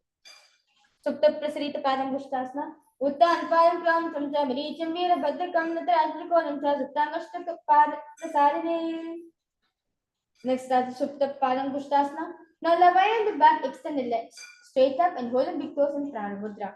Uttar Pan Kram Tumcham Reach Veera Bhadrakam Mitrajikornam Cha Suptangashtatta Sarine. With that, you relax yourself from Supta Palangushtasana, move your legs into Padmasana and lay on your back, hold the opposite elbows over the head and gaze at the nose. Relax yourself completely in Matsyasana. As visualize yourself as Matsyavatara, the fish avatar of Mahavishnu in your inner space. In case of the nose. Matsyasana. Mukta Padmasana Krita Uttanshai Namchari Kuro Purpura Ablanchara Vishya Matsyasana to Rogaha. Next asana is Parasharamanasana. Now laying on the back in Padmasana, place back side of the right hand on the left palm and gaze at the nose. Visualize Lord Rama in your inner space.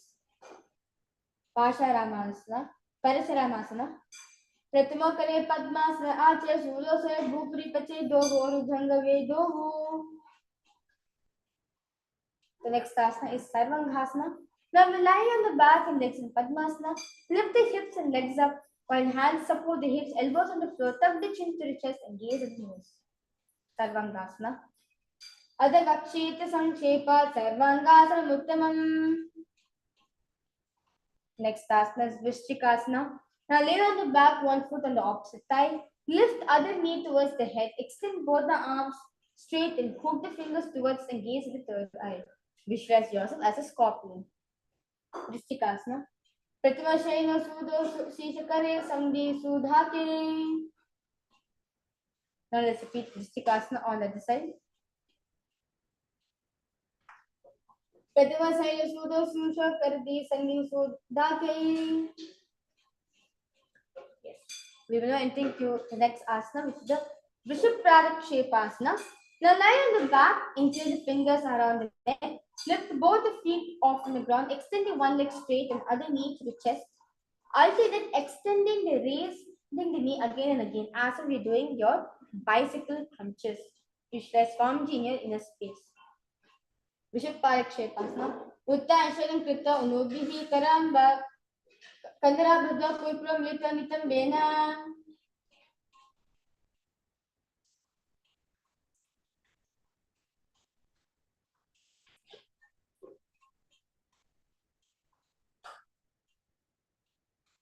Next asana is Maruttanasana. Now lie on the back, lift the legs one by one, touching the ears with the knees. Maruttanasana. Shota Navas Samstika Krita Janadvayan Paryena Karnyo Sansprishet Maruttanam Bhavati. The next asana is Brikasana. Now while lying on the back, place the soles of the feet flat on the ground, stand up, then sit down, back again. Visualize yourself as a wolf. Brikasana. Uttanam Shainam Kritva Bharatala Brahmam Dikta Dishte Vikshasanam Bhavati.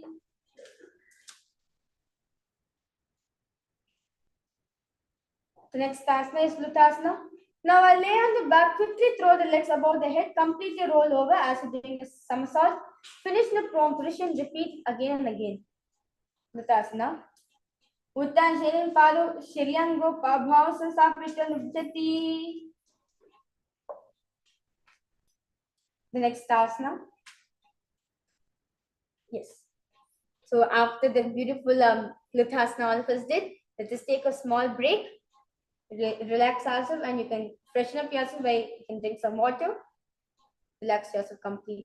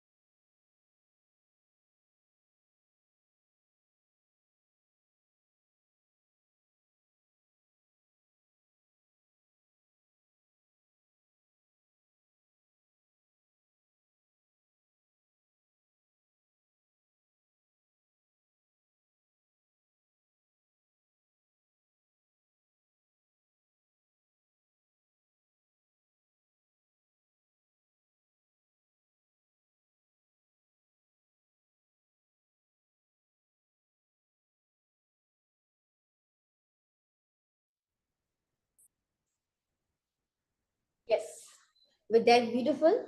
Let us continue doing your asana. We have just few more 108 left to finish the Dvitiya Vinyasa Krama. So let us now start by doing the Saratasana. Now lie on your belly with toes extended, hands on the ground by the shoulder. Contract the lips, making a sound like a flute, whistling while you inhale. Visualize yourself as carrying a chariot, carrying warriors into the battlefield, the Dharma Yuddha for war on your back. Saratasana. Nujjam Shainam Krita Nabhim Bhumanidhaya Vastam Jaistabhyam Bhumanastambya Aushdamya Veno Samkritya Tishte Saradasanam Bhavati. Next asana is Devi Yanganasana. Place the palms on the mat in the back plank position. Jump the legs forward and back between the arms. Visualize. Feel yourself you go beyond the body and mind. Devi Yanganasana. हस्ताभ्यां भद्रातन मध्या चन्नद्वयम् उदासीने बहिरसाथानये देहुर्यांगनं भवति. The next asana is Jatyasana. Now from standing position, bend forward and place hands on the mat. Walk back and front. Visualize yourself as a 60-year-old elephant. Jatyasana. Jatyasana vaksha yena jatismaro bhavet. We will now moving ahead to the first karana of the Dvitiya Vinyasa Krama, which is the Loyita Karana. Now stand with knees bent in Aramandi position, feet pointing outwards, bend the elbows and keep the hands at the chest level. Swiftly move the arms across the body and then bring it back to the center. Tilt the head and back and open the chest back towards the body and move the head in all directions.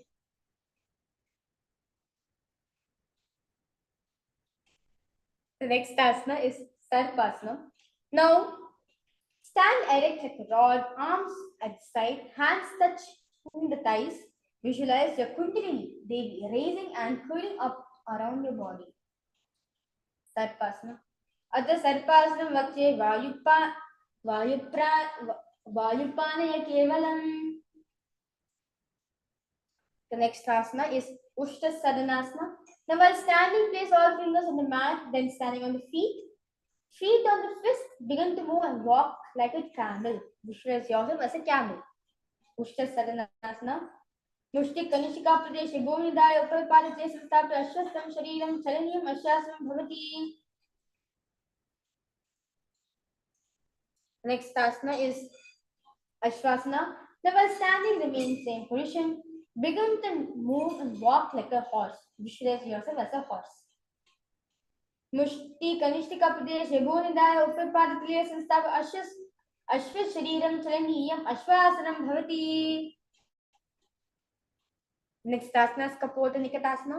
Now stand straight with feet together, interlace the fingers, interlace the hands behind the back, and pull them down towards the chest in Parishamudra. Open your chest. Visualize yourself as a soaring bird diving. Kapota Nikatasana. Pargle Bhunidaya Prishtabhagya Dvanga. We will now entering into a new karana, which is the Tala Pushpatam Karana. Now stand tall with palms together in front of the heart in Namaskara Mudra. Gently bend the knees and keep the toes pointing outward. Simultaneously open up the palms and raise one heel off the ground, slightly lowering the weight and shoulder of respective heel. Visualize you are holding an offering, a bouquet of flowers to Paramashivoham. Next asana is Khadgasana.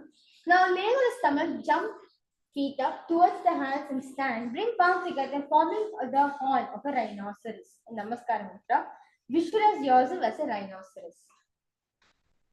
Then Khadgasana. Nujusaya Asmasam Kritva Padatalo Bhuya Sabya Uttishte Khadgasanam Bhavati. The next asana is Uttanotanam. Now sit down all the way as low as you can to the ground. Stand up and do this again and again. And while you gaze at the nose, you should have Swamiji in your inner space. Uttanotanam.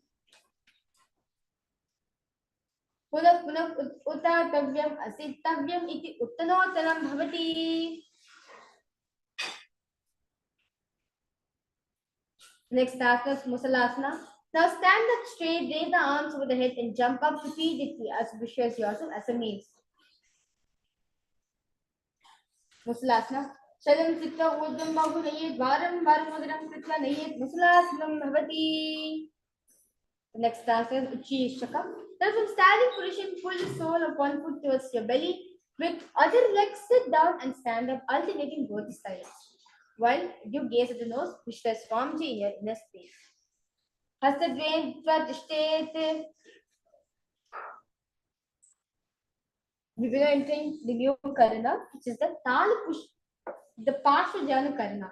Now stand and keep one knee slightly bent with toes pointing towards the side.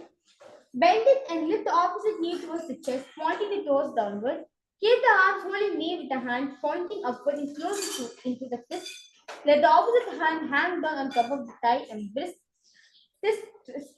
twisted and fingers pointing towards the center of the body. This is the Parshvajanu Karana.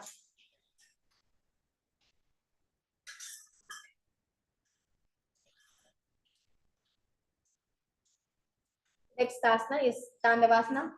Now on one leg, pull over the body to the mat and stand tall, lifting the raised leg to the opposite side. You can do this asana again and again. Visualize yourself fiercely dancing as Paramashiva.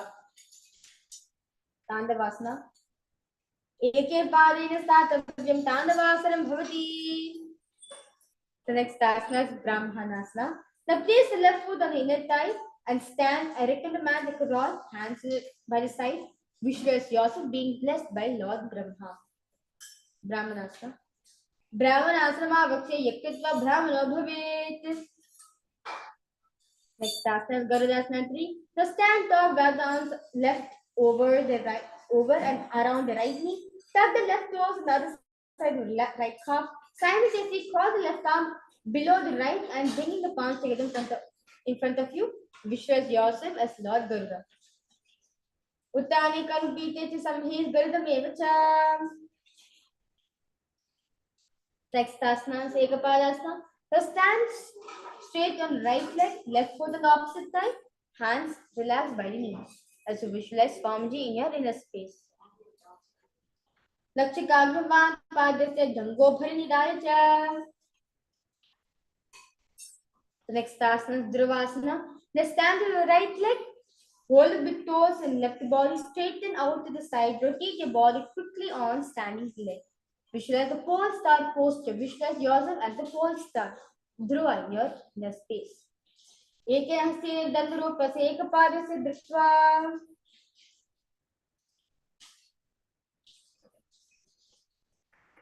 The next asana is Trivikramasana. Now stand on the right leg and lift the left foot behind the neck and stand tall. Alternate sitting and standing. As visualize yourself as Trivikrama, the Mahavishnu in your inner space. Griva Yampam Sanstapya Satavyam Uttatavyam Trivikramasanam Bhavati. Now let's repeat the Parshvajana Karana on that side.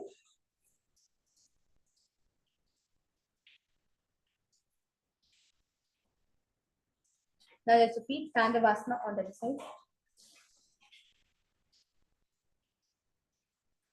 Eke padena statavyam Tandavasanam bhavati.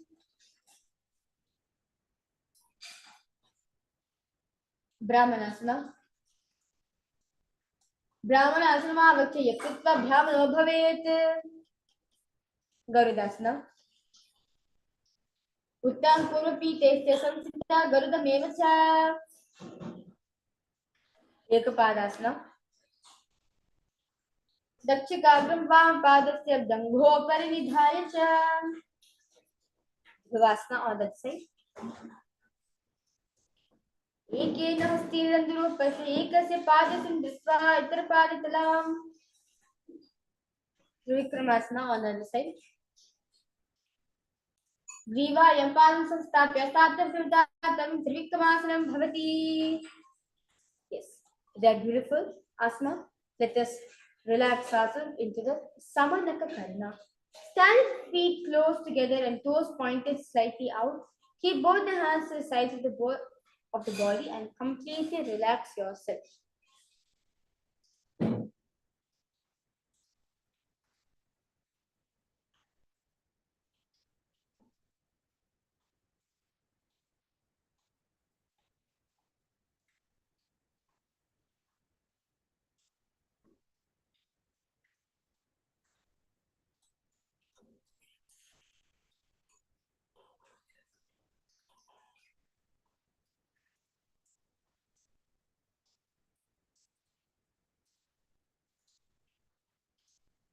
Next asana is Gorak Janjali Asana.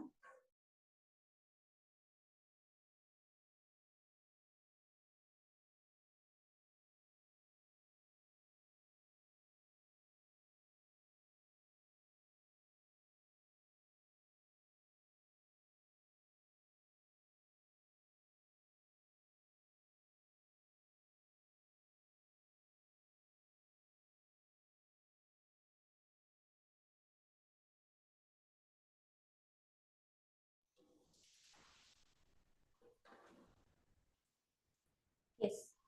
Next asana is Gorak Janjali Asana. Now stand erect and bend forward. Keep both the hands underneath the knees and make it a finger lock. Sit in the squatting position and then let the finger lock touch the navel. Visualize the great stage Goraknath in your inner space. प्रथम ही उगो होय बहुरी नीचे पुरी होवै.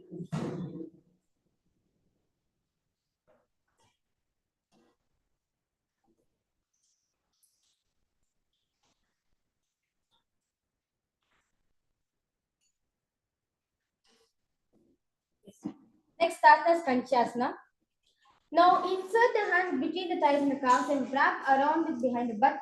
Squat down and hold the thumbs behind and keep the chest upright. Visualize the Supreme Pontiff of Hinduism, Swamiji in your inner space. Guru Madhyadhastu Niveshe Nitam Vitta Palatalabhya Bhuyastabhya Dishte Kamchasanam Bhavati.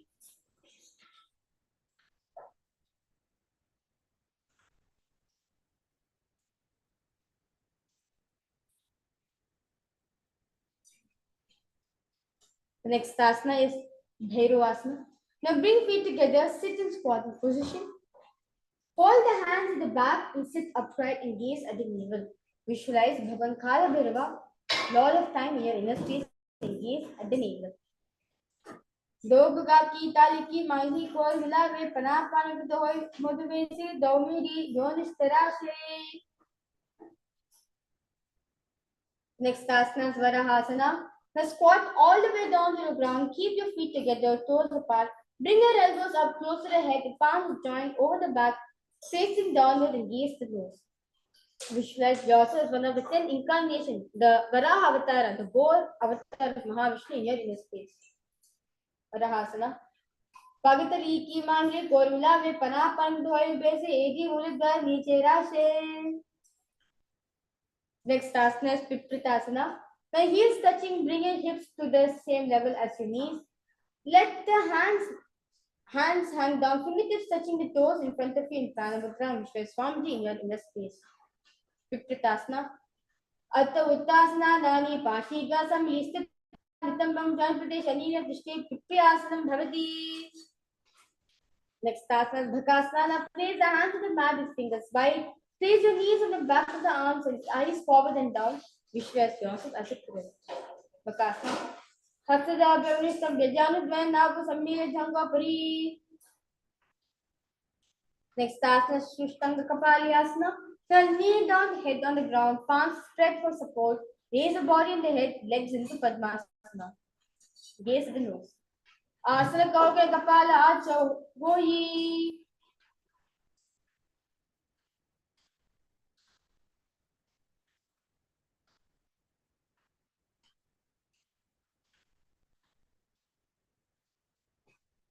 Next asana is Guptasana.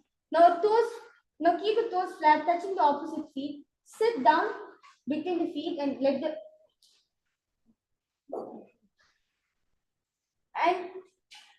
the heels come outside the hips and hands and knees and sit straight and gaze at the nose. Visualize you sitting in the secret seat with Paramashiva and your Guru. Guptasana. Jana Borantare Padu Kripa Padu to Gopiya Padu Prisistapya Gudam Guptasanam Viduhu. The next asana is Vikshasana. This is similar to the handstand position. Now, hands on the ground, fingers wide, lift the body up straight. This asana should be practiced to purify the 7 chakras. Visualize you're a tree with deep roots to the ground. Vikshasana. Satya Chakraksharanaya Vikshasana Shetuka Janendriya Dada Kodabhyedan Samabhyaset. Next asana is Shibhuasana. Now maintain the same position. Switch the gaze to the third eye. Visualize stages energy flowing from the third eye. Shibhuasana. Do baga joy minded gulsam mile ubohoya. Next asana is Matsyasana.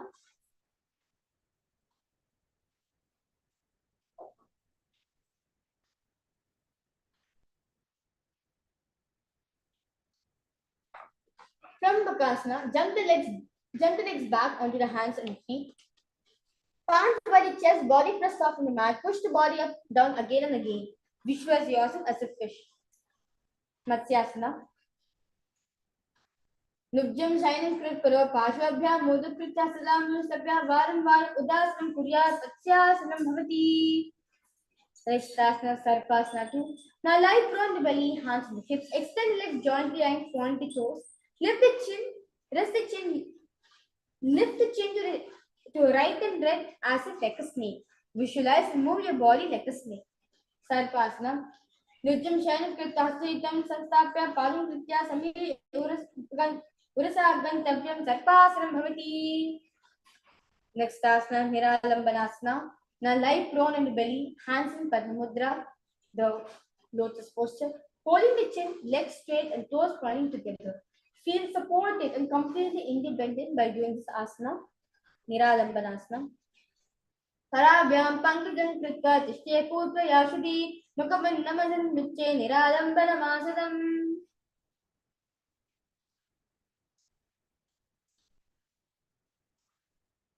Next asana is Chakrasana. Now lay on the stomach, please hands flat on the mat in front of you. Straighten the arms and bend the knees. Bring the feet together. Support outwards, upper back. Lift the body up and timer. Lift the body up. Lift the head up and the chest. Visualize. See yourself as an umbrella protecting your guru from the rays. Chakrasana. Adhyasari Vastita Sarvyamastabhyam Nyat Chakrasanam Bhavati.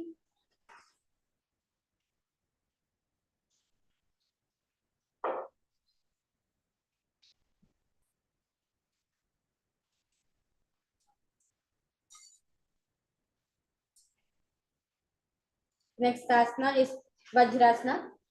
Now sit on knees with top of the feet flat on the mat. Bring butt down to the heels. Switch the arms in front of you. Place the palms down. Gaze your forehead on the mat. Visualize you are the weapon of Indra, symbolizing inflexibility and gaze at the nose. Vajrasana. Idanim garbhinina yogabhyasa yatala bhushika prachavala bhaya pochaye prarthanepati.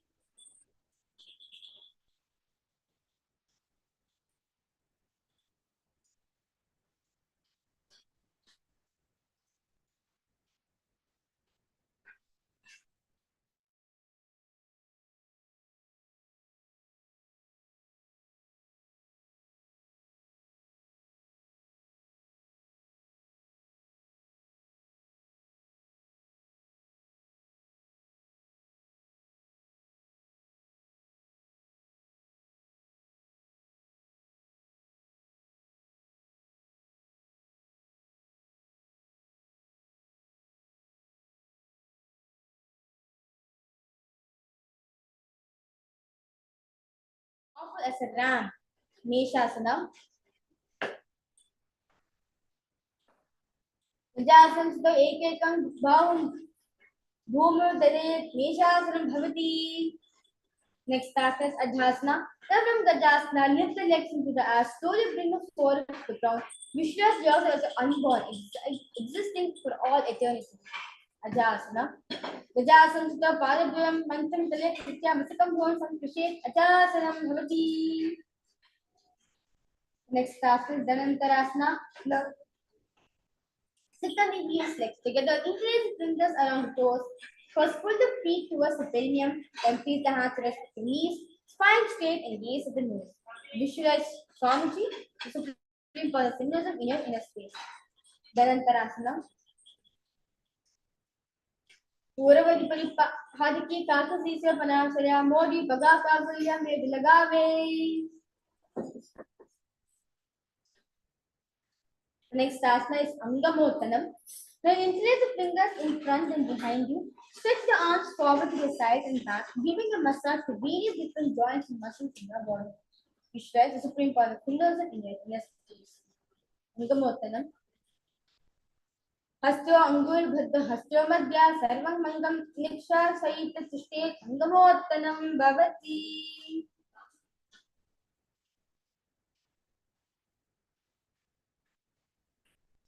Next asana is Garudasana. Now sit on heels in Vajrasana, feet turn out to the side, thighs and knees to rest on the body, spine straight, hands at the knees. Visualize seeing yourself as Lord Garuda, flying Lord Vishnu and Mahalakshmi on your back. Garudasana 4. Jango Rubhyandaram Peter Sikayo Vijanuna Jano Parikaran Ganta Garudasana Muchate. Next asana is Ananda Mandirasana. Now sit with legs folded back, knees wide, front of you, buttocks to the ground, gaze at the third eye.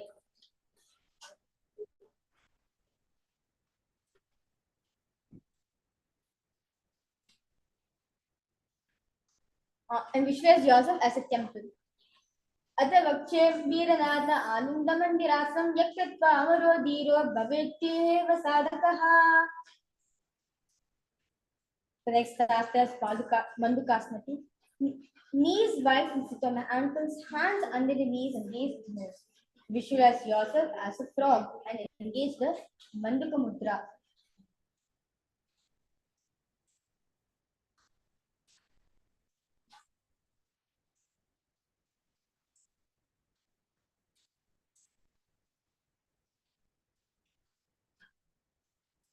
Mandukasana.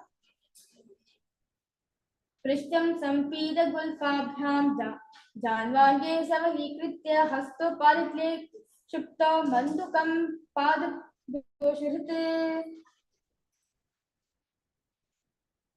The next asana is Simhasana. Now keep your toes on the mat, heels sucked together, place the perineum on the heels, place palms on the ground, spread the fingers wide, thumbs touching and base of the hand touching with the toes, gaze at the nose. While sticking out your tongue, inhale, exhale forcefully as if you are the Narasimha, the half lion, half human form of Mahavishnu in your inner space. Narasimhasana. Low Palapani Hoy Vese, Egi Melda Budani Veshe. Continue to do this asana for a few more minutes.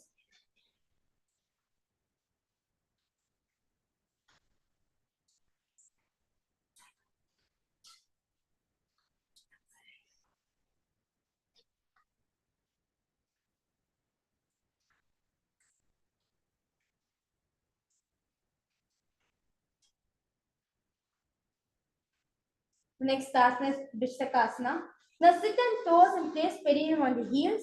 Separate the knees sideways and place on the ground. Make a hollow of the palm and place on the mouth.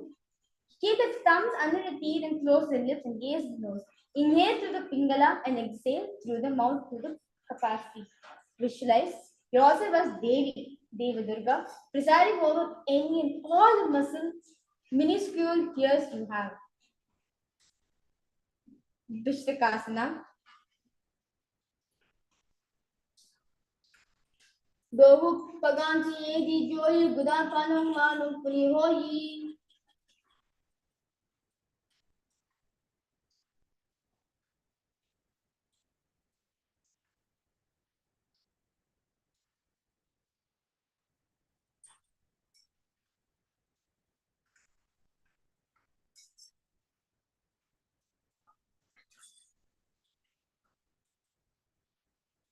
Next asana is Makadasana. Now soles together, top of the feet on the ground. Sit on the heels and bend the elbows, bringing fingers to the armpits. Imitate as if you are a monkey scratching the gate. Imitate as if you are a monkey scratching. Gaze at the third eye. Visualize yourself as a playful monkey. Makadasana. Dohu pagitri sampradane tiniki prishti bhor vaitane moladvar ejyan parilyave goda mudahad uchata harave. The next asana is Vajra Sangarasana. Now stand on the toes, soles of the feet together, sit on the heels, knees wide and off on the floor. Hold the elbows behind the back and gaze at the toes. Visualize the embody a guidance like strength for yourself and the whole Sangha, the spiritual community shared living. Vajra Sangarasana. प्रथमार्पणा कौन whole में से दो एगी गुदा निमे से गोदा उभरा के धीरा अरे वे सब प्रसारी धीरा.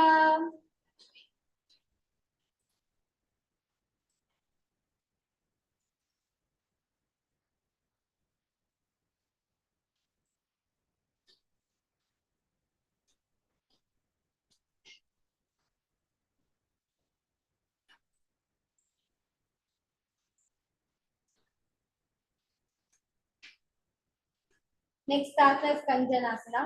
Now keep the toes down, ankles crossed behind and sit on the heels. Place the palms on the mat to the side. Visualize perfect health beyond any and all physical and mental ailments and gaze at the nose. Kanjanasana.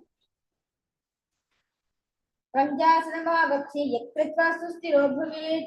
Rishte padadvayam bhadda hasto bhumo pradharayet.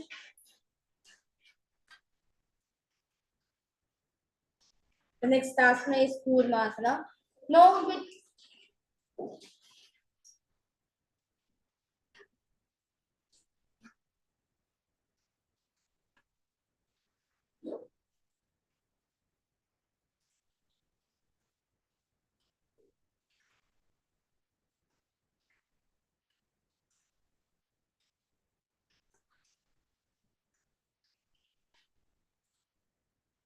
next asana is Kurmasana.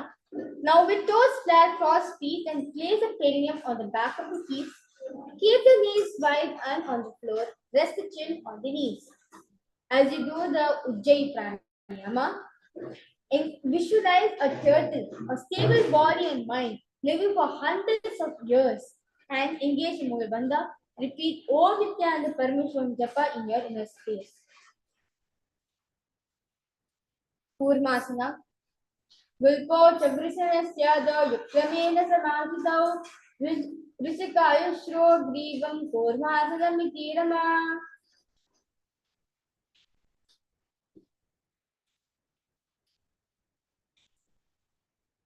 Continue Yogadasana. A few more seconds.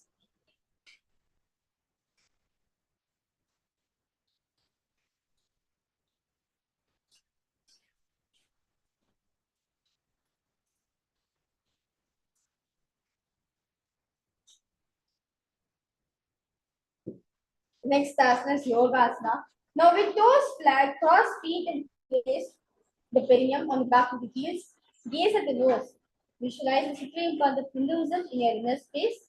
Repeat the Om Nithyananda Paramashivoham the Mahavakya in your throat center. Yogasana. Budam Nithyananda Gulpabhyam Vikramena Samadhitaha Yogasanam Bhavedet Iti Yoga Vido Viduhu.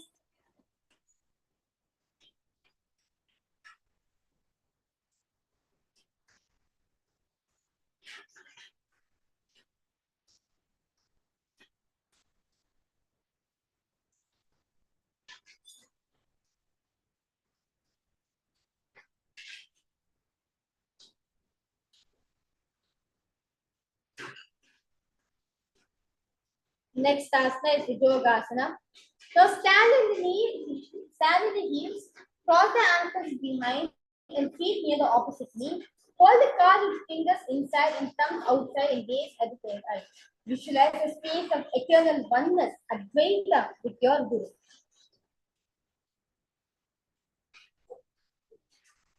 Bhujangasana गोदम वामनो उभो होय गोदा आधा के जो ही दचिपा करे पानी रहा में फना वाम गोदा दिगी म्यावे.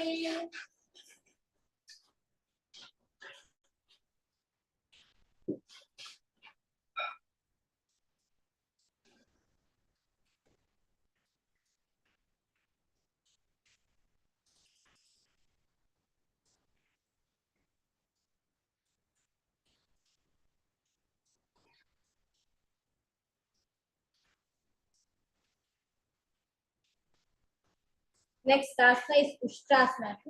Now in kneeling position, bend backward, hold the ankles with the hands, keep the arms straight, push the hips up forward and tilt the head back.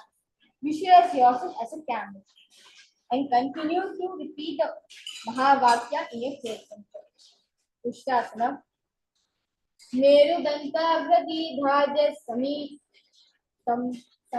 samkipada kuman. Kapotostransanaabhyasam Kuryamritahasanah. Next asana.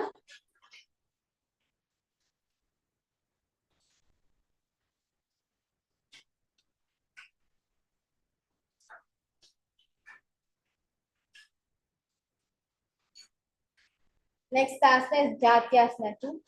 Now with heels together and hands on the soles of feet, slowly lean back, bring elbows down to the mat, place the back of the head to the mat and gaze at the nasal. Visualize, experience yourself as a lotus blooming. Jatyasana. Dohu vedi sampradakare sole mooladvarita vidhere panam panikruta hoya bhese bahuri pishti dishikare juase.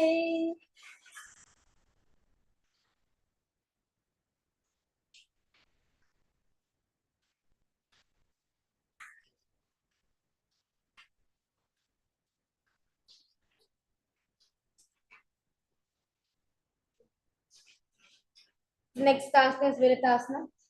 Sit on the knees with thighs and calves together. Lean back and touching your back to the ground and then raising up slowly. Use support of your hands if needed and do this again and again. Visualize the healing and liberation of all causes and subtle forms of your body.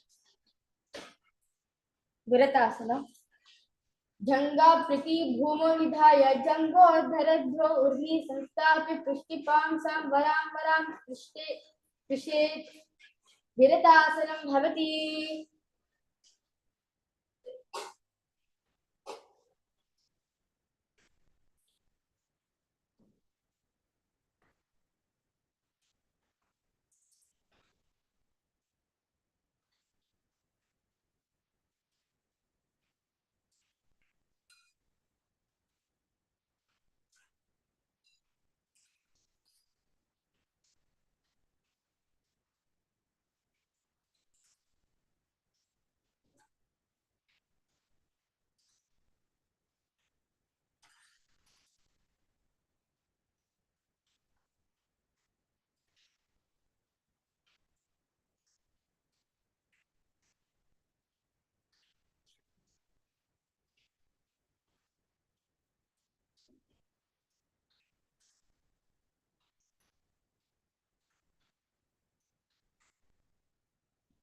Next asana is Kapotasana.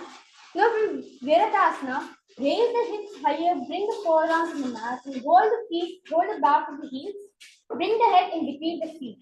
Visualize yourself as a beautiful dove. Kapotasana. Merudantagrati dhanya samipadam yufkuman kapotasanamabhyasa kudyannitahasanaha.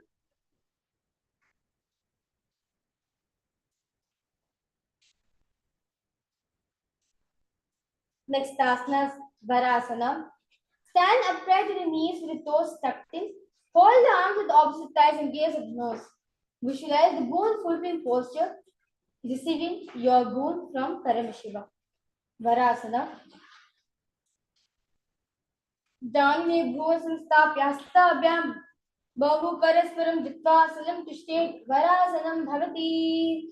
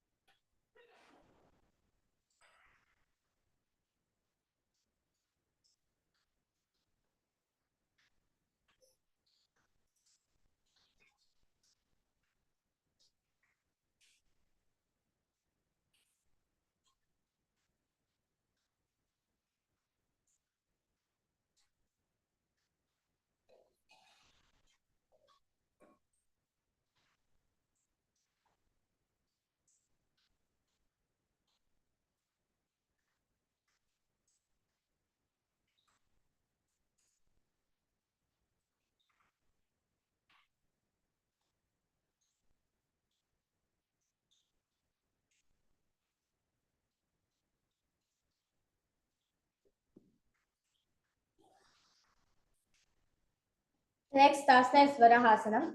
Now keep knees together and toes tucked in. Lean forward and bring the elbows to the mat. Hold the head, raise the head to the hands and heels on the butt. Visualize yourself as the boar avatara, the Varaha avatar of Mahavishnu in your inner space. Varahasana. Suryam Chandram Pavendyam. Suryam Chandram Vide Nanya Asani Kajyante. Kurparo Bhuva Stapitva. Janumasthabhya Hasto Mastike Sanstapya Pashi Tambe Sanstapya Ste Varahasanam Bhavati.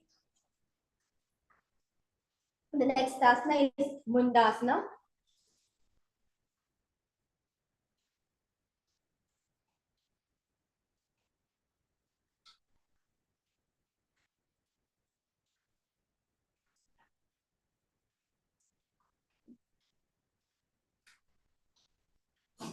Next asana is Mundasana. Kneel down, place crown of the head on the mat between interlaced fingers, elbows on the mat, shoulders width apart. Lift the knees up slowly. Raise the hips high in the air. Raise the body upside down. Visualize yourself as a locked tree. Mundasana. Adho Mundasanam Vaksye Sarvesham Prayananchakam Udama Argyapade Dhitva Dharane Marutam Siddhi. Yes, continue to balance this asana for a few more seconds. Find complete comfortability, balance in this asana.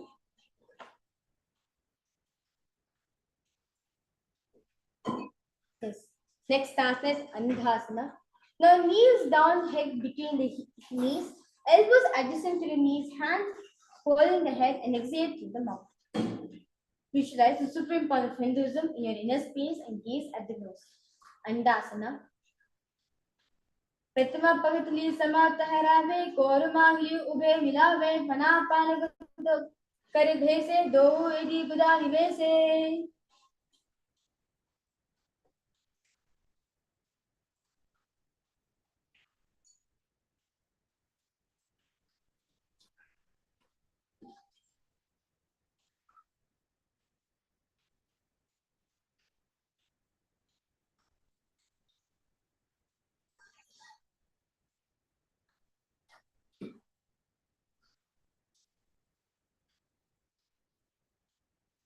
Next asana is Viparita Shalabhasana. Now lie on the belly, arms extended straight out. Lift the thighs and arms on the chest and raise off from the ground. Visualize yourself as a locust. Viparita Shalabhasana. Shalabhasana bhedasya Rajaberunda Namake Gandaberunda Sahite Sirsa Dandasanam Tata.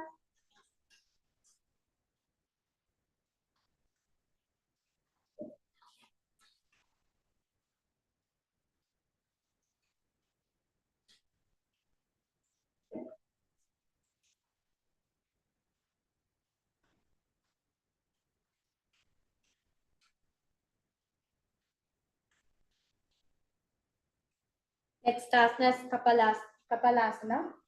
Now lie on the belly, arms at the sides, palms down. Keep forward on the ground, keep the chest on the mat and lift the legs up together. Visualize yourself as a skull, representing the mind with purified thoughts and strong will to attain enlightenment. Kapalasana. Kapalam bhumam vidhaya utapadam nayet kapalasanam bhavati. Continue to find the balance in the Kapalasana. Use the strength of the core muscles to balance yourself.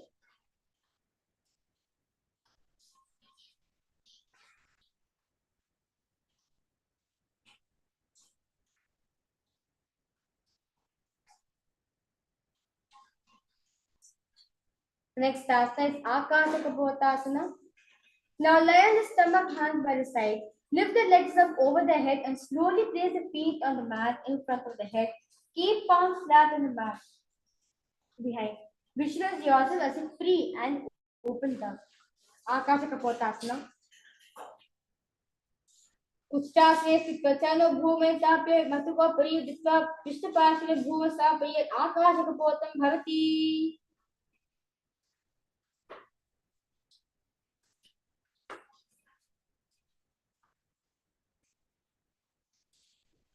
Next asana is Chatakasana.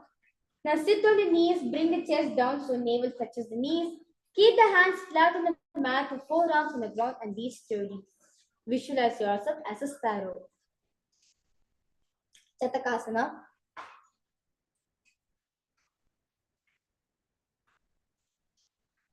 पूर्वरापर्यन्तं हस्तोधरामस्तत्य जानुहि नाभोतुं कोशतिष्ठां चतकासनं भवति.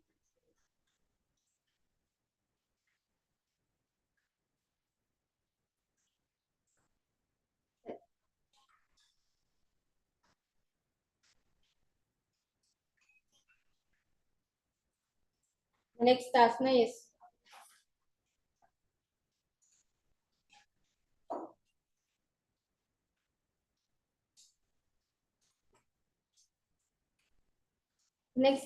is Vrishtikasana. Now kneel down, hands and elbows on the mat. Raise the legs, bend the back to touch the feet on the head. Lift the chin and hold. Visualize yourself as a scorpion. Vrishtika pucha padingrani pashadita sushishri chibukam vidyarko yatriti sanditi sadikasva vishwantam Vristikasanam.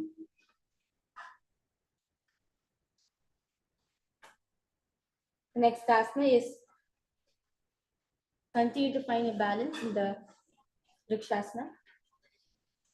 The next asana is Vrishasana. Now place pillion down on the right heel. Keep the left foot outside the hip, ankles to the sole. Place the hands on the mat in Chamamudra, resembling a bull. Visualize yourself as strong as a bull.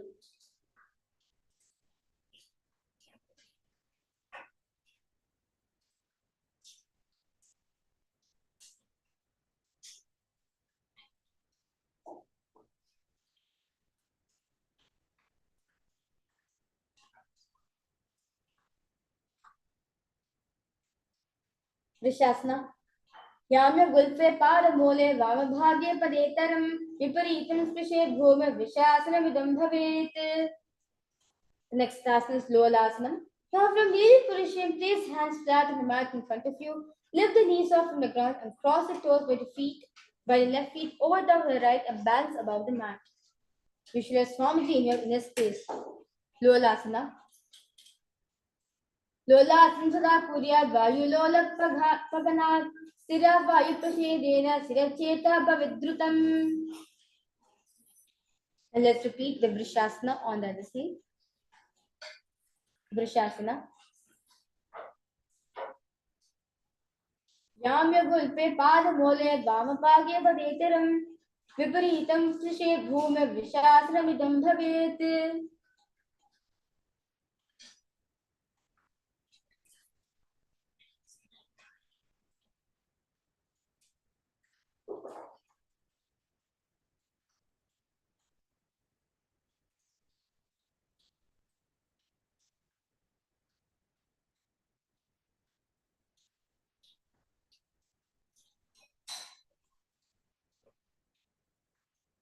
Next asana is Balagunasana. Now place the left toes on the ground and sit on the heels of the left foot. Place the right foot flat on the ground with the knees raised towards the chest. Palms on respective knees with Vaishnavi Mudra. Maintain upright position. Visualize the Balagunani, one of the 684 siddhas in your inner space. Balagunasana. Asana Kaugana Jabika Rajayi.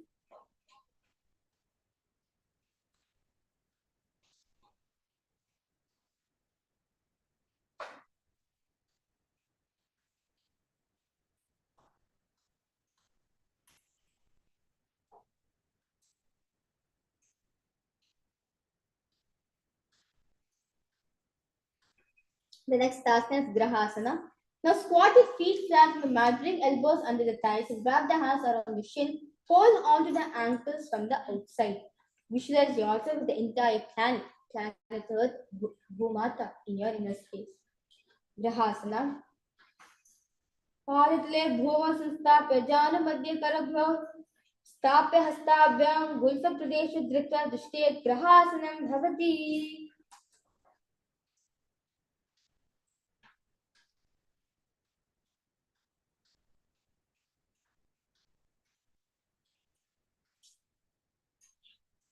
Now let's repeat Balagunasana on the other side.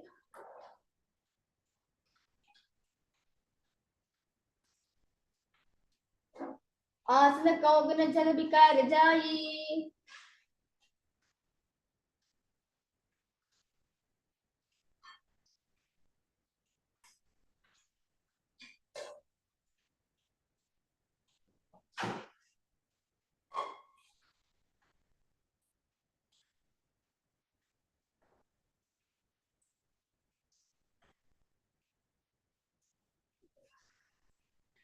Next asana is Utkatasana. Now squat and toes with heels up, knees off the mat. Place the perineum. Place the perineum on the heels and hands on respective knees in Vaishnavi Mudra. Keep the spine upright. Visualize Swamiji in your inner space. Continue to repeat the Mahavakya Om Nithyananda Paramashivoham in your throat center. Utkatasana. Yujas Pijas Tiyata Urvajano Yatrasane Padakala Dayopari Nigbhyan Manguttara Andaranyasam Smritya Pidam Smriti Mukta Takakyam Aspin Jalandhara Siti Vahni Deepanam Bharati. The next asana is Vajra Sangarasana 2. Sit and toes with perineum on the heels and toes together. Keep knees wide and off the ground. Hold the opposite elbows behind the back. Visualize Swamiji in your inner space. Pratma fana pani hoy jaise dovu iji guda nivase goda uba rake dhira ade vai pasare dhira. Next asana is Anilasana. Now squat with feet hip width apart, hands under the soles of the feet from inside and palms down. Arms straight, elbows together at the navel and gaze at the nose. Visualize you are able to consume and live off of air alone. Anilasana. दो हाथ भूम परिधानी कहोनी जारी नाम लिंग आने बना तो ऐसे विधि करे पृष्ठि हते लकी परिधय रे.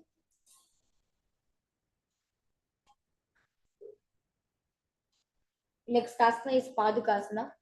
Now place back of the hands on the mat with fingers facing towards the body. Step feet on top of the hands and hands wrap around feet like a shoe and walk around.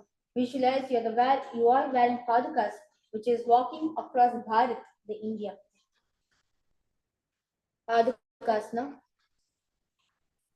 Hastadipari Tadishtir Dhache Padukasanam Bhavati. The next asana is Kukutodanam. Place palms on the mat, raise both feet upwards into the air and let them fall back and do like this again and again. Visualize yourself as a rooster. Kukudodanam. Hasta हस्तदे Bhoom कृत्वा पालयति ऊर्ध्वं मुण्डान् कृत्वा भूमं पतेत् इत्थं पुनः पुनः कुर्यात् कुकुटोदनं भवति. Next asana is Viparita Nrityasana. Now place hands on the mat, raise the leg upwards into handstand, moving around on two hands as we are dancing. Feel free, feel yourself become free from all inhibitions. हस्तदं भूमस्तं व्यौ ऊर्ध्वपालिग्रेयं हस्तदाभ्यां नर्तं कर्तव्यं विपरीतं भवति.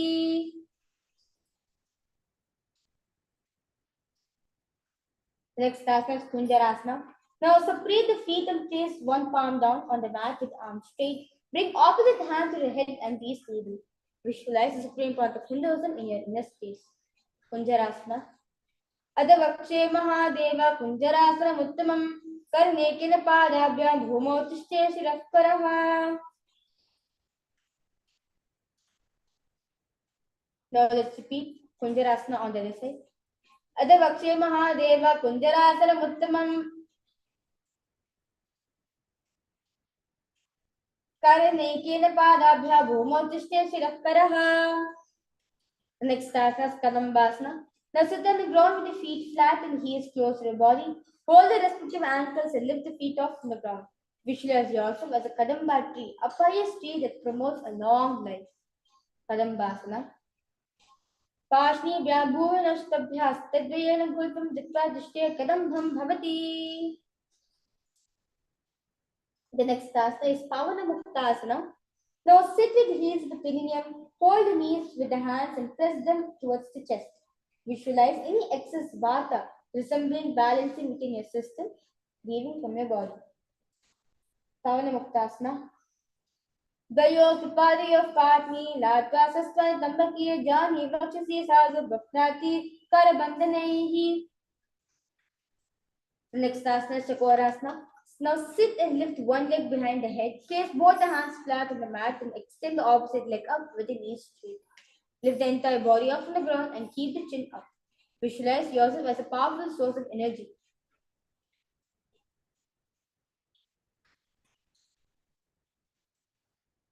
In your inner space. Chakorasana. Purvantaram Chatuspadam Pitam Vajrasanam Kata Chakora Kronsa Salabha Bhujam Dasami Vischikam. The next asana is Dhanurasana 2. Now sitting on the ground, hold the left toes with the left hand, index and middle fingers. Pull foot to the left ear. Extend your right leg out, keep straight and hold the big toes with the right hand. Visualize yourself as a bow. Dhanurasana. Padam Gushtojupanibhyam Greta Shavanavadi Denu Rakshakshara Kristam Dhanurasana Miritam.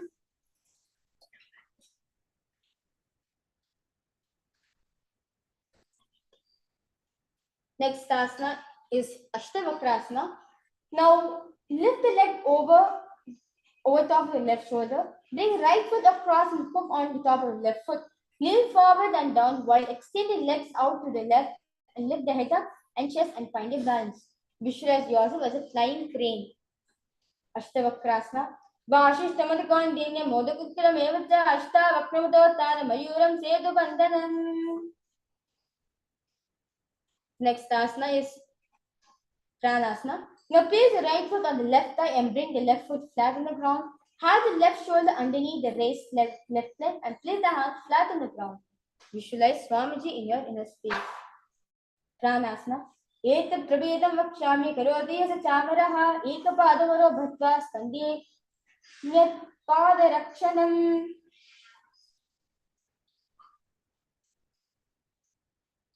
Next asana is Paramashivoham. Now place the right foot atop the root of the left thigh. Then lift the leg by the side of the right knee. Hold the left leg by the right hand and twist the body and remain sturdy. Visualize the great sage Maschendranatha in your inner space and gaze at the third eye. Paramashivoham. Vamo Mularpita Dakshapado Janma Badriveshti Dakshadoshna. Let's now repeat Chakorasana on the other side.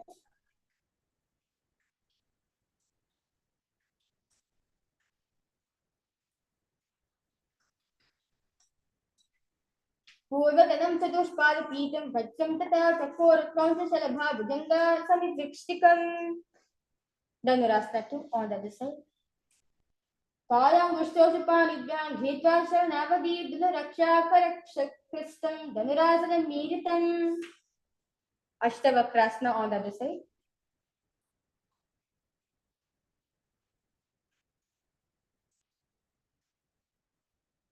वाशिष्ठमदकान्यमोदगुप्तमेव च अष्टावक्रवदोत्तान मयूरं सेतुबन्धनम्. Let's repeat Pranasana on the other side.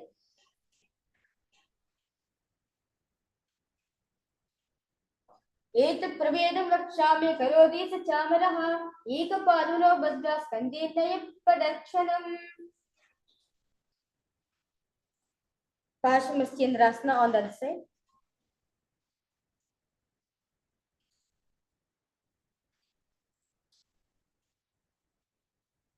वामो मूलार्पिता दक्ष पादो जन्मो बह्नि वृष्टि दक्षदोष्णा.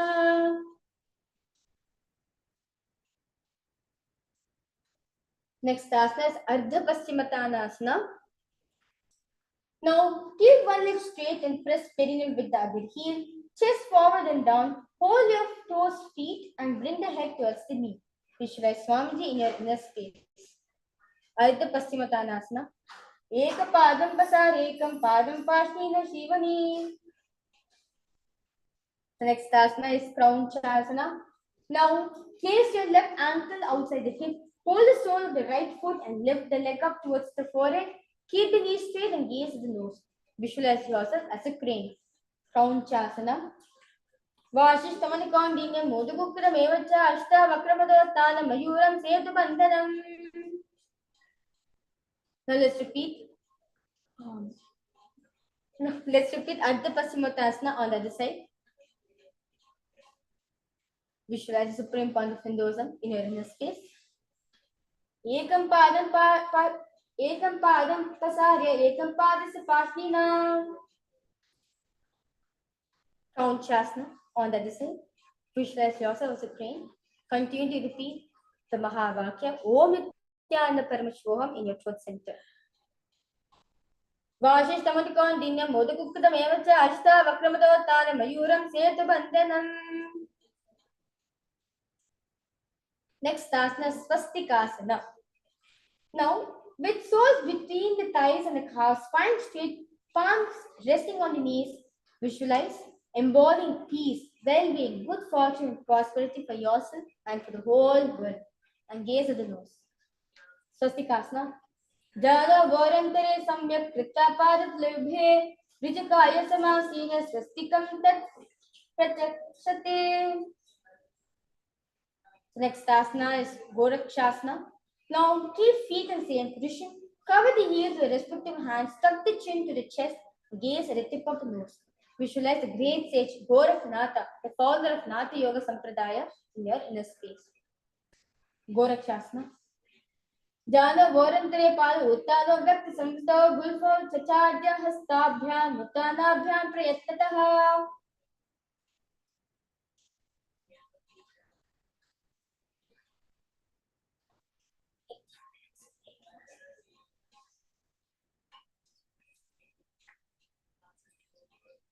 Next asana is Bhagasana 2. Bring left feet to the perineum, right foot on the left thigh. Close eyes with the index finger, nose with the middle finger, eyes with the ears with the thumb. Gaze at the third eye. Meditate on the Arihata. As you do the Shanmukhi Mudra, visualize Swamiji in your inner space. Vama Pashna Ugadam Samstha Dakshagagram Vama Dhandane.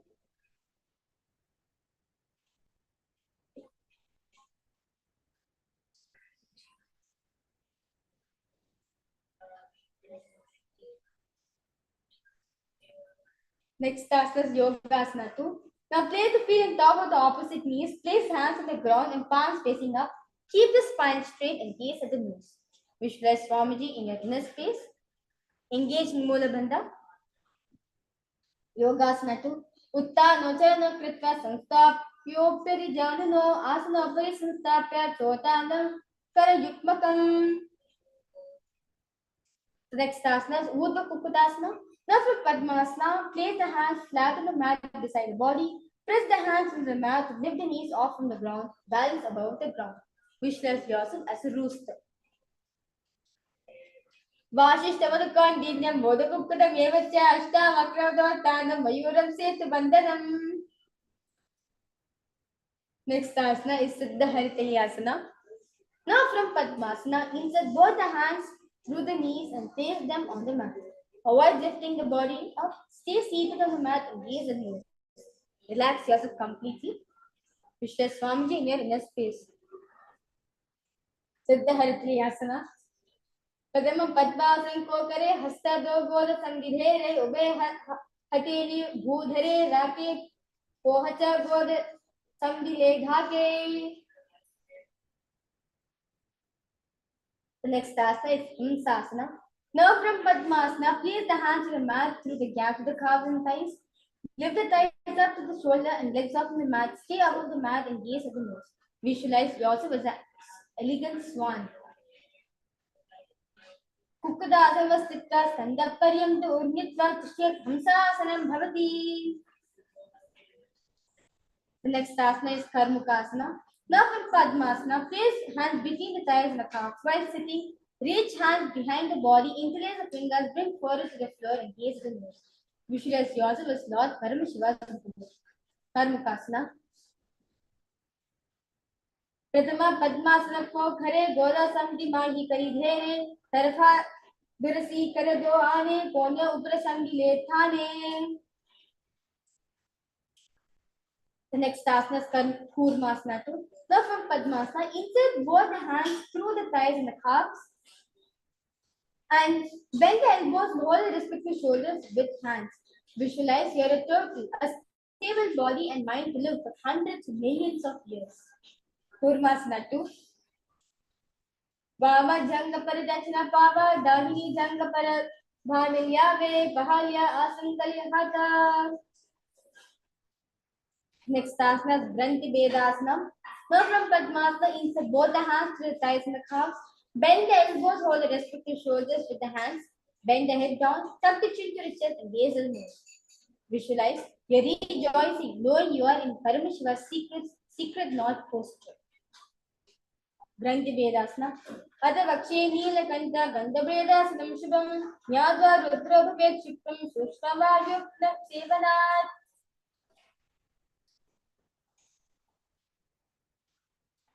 Next asana is Uttana Kurmasana. Now from Padmasana, insert both the hands through the thighs and the calves. Lay on the back and bend the elbows, hold the respective shoulders with the palm. Visualize you're a turtle, stable in body and living for hundreds of years. Kukuta asrabandastan karabhyanjita kandaram pitam kurmadita metat Uttana Kurmakam.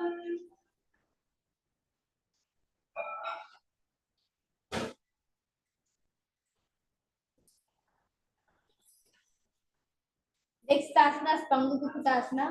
From Padmasana, place both the hands to the gap of the thighs and calves. Place one hand flat on the mat, hold its wrist with the other hand. Lift the body up and fold it. Visualize you're a rooster. Next asana is Kukudasana Chitta Eke Padina Anyasya.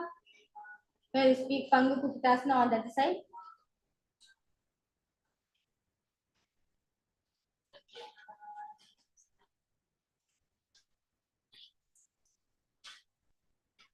Kukudasana Chitta Eke Hastena Anyasya. Next asana is Gridhrasana. From Padmasana, place elbows on the toes and interlace the fingers. Rest the cheek on the knuckles. Press the thumbs on the throat. Visualize you have gone beyond all your greed, all the covetousness in your life.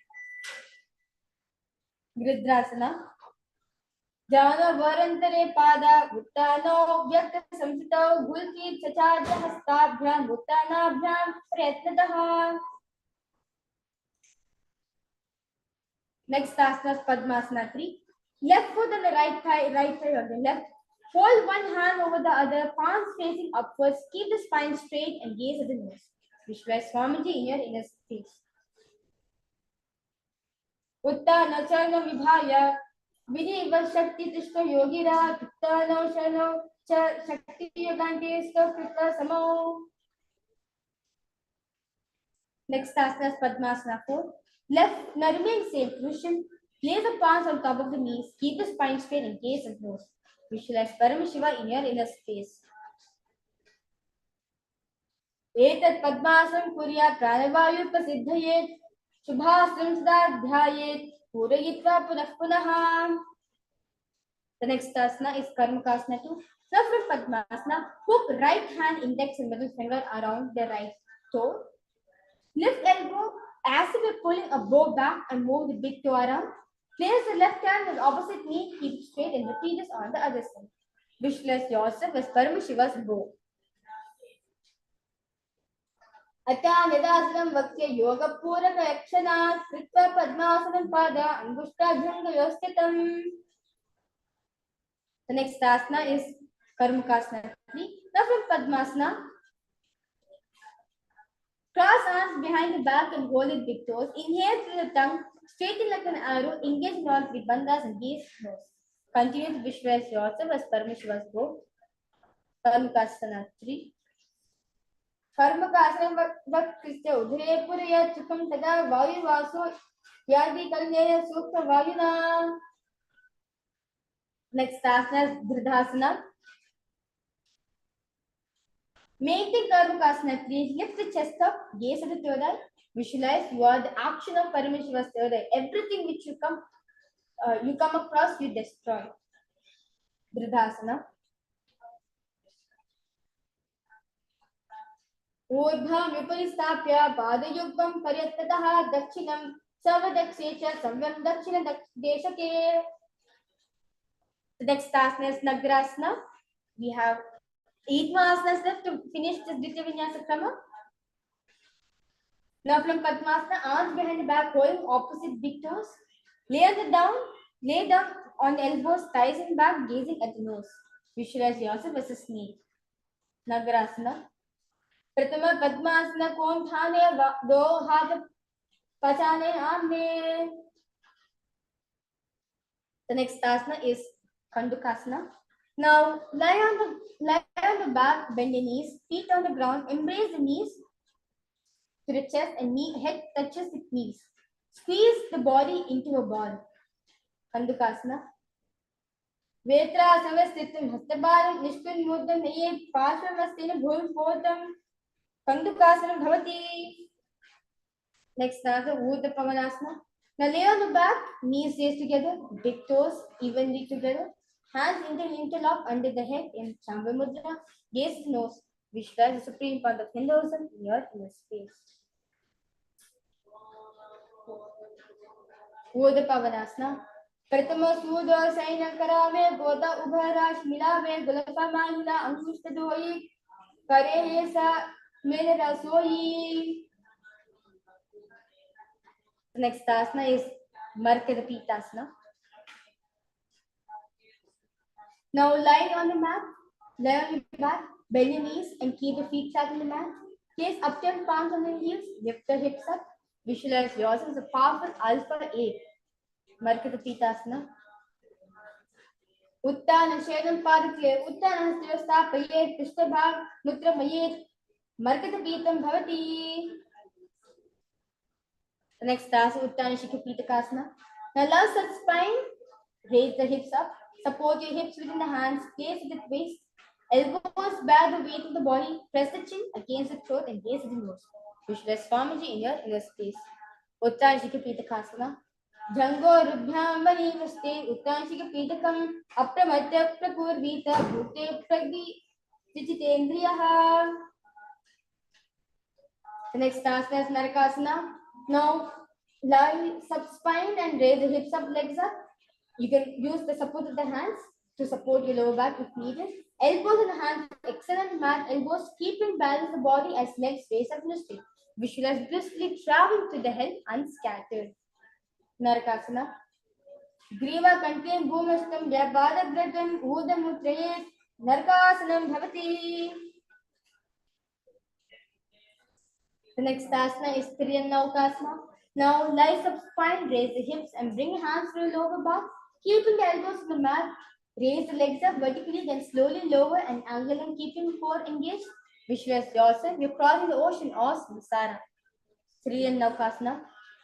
Naukasthito Uddhapada-dvayam Tiryan Naukasanam Bhavati. Next asana is Dvajasana.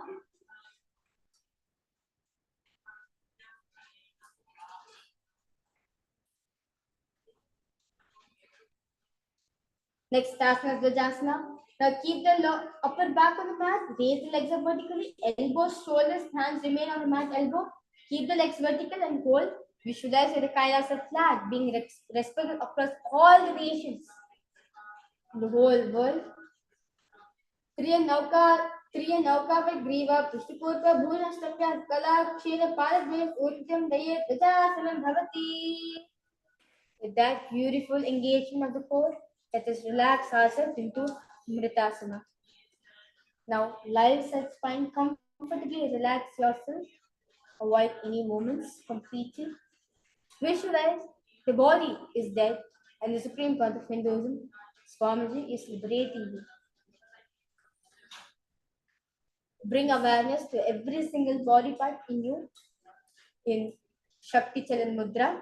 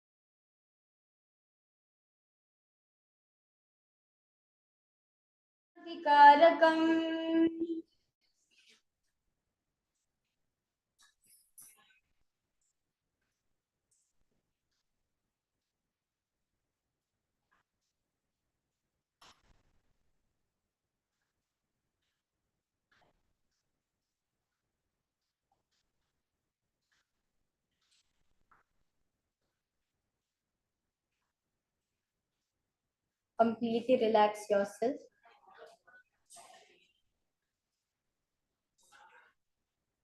Bring awareness to every single body part in you, from the toes to your nails, to the tip of the nails, to the cell, to the nerve, the muscle, to the bone, every single part.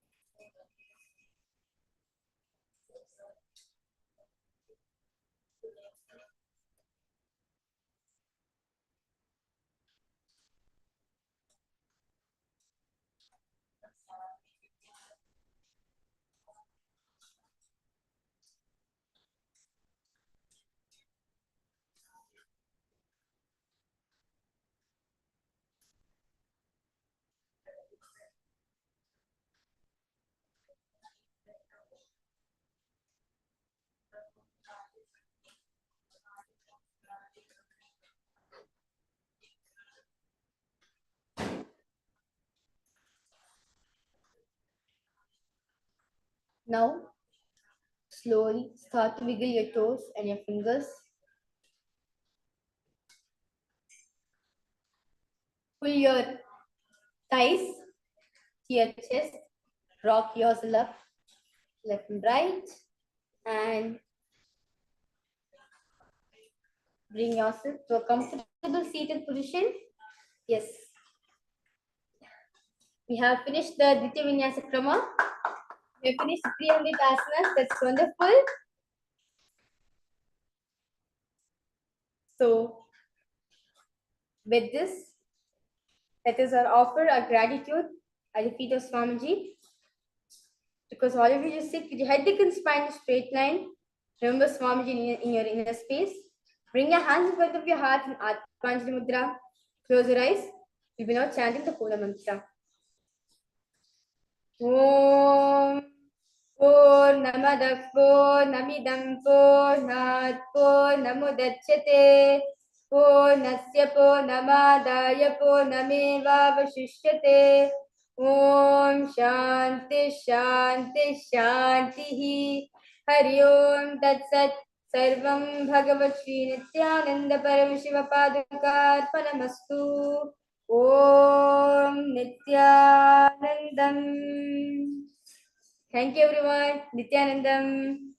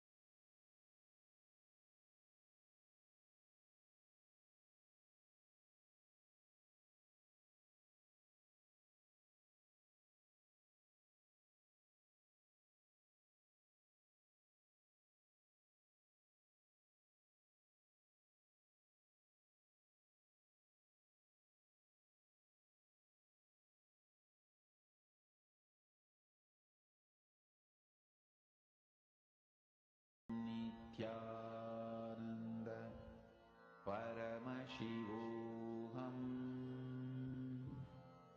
Om Nithyananda Paramashivoham Om Nithyananda Paramashivoham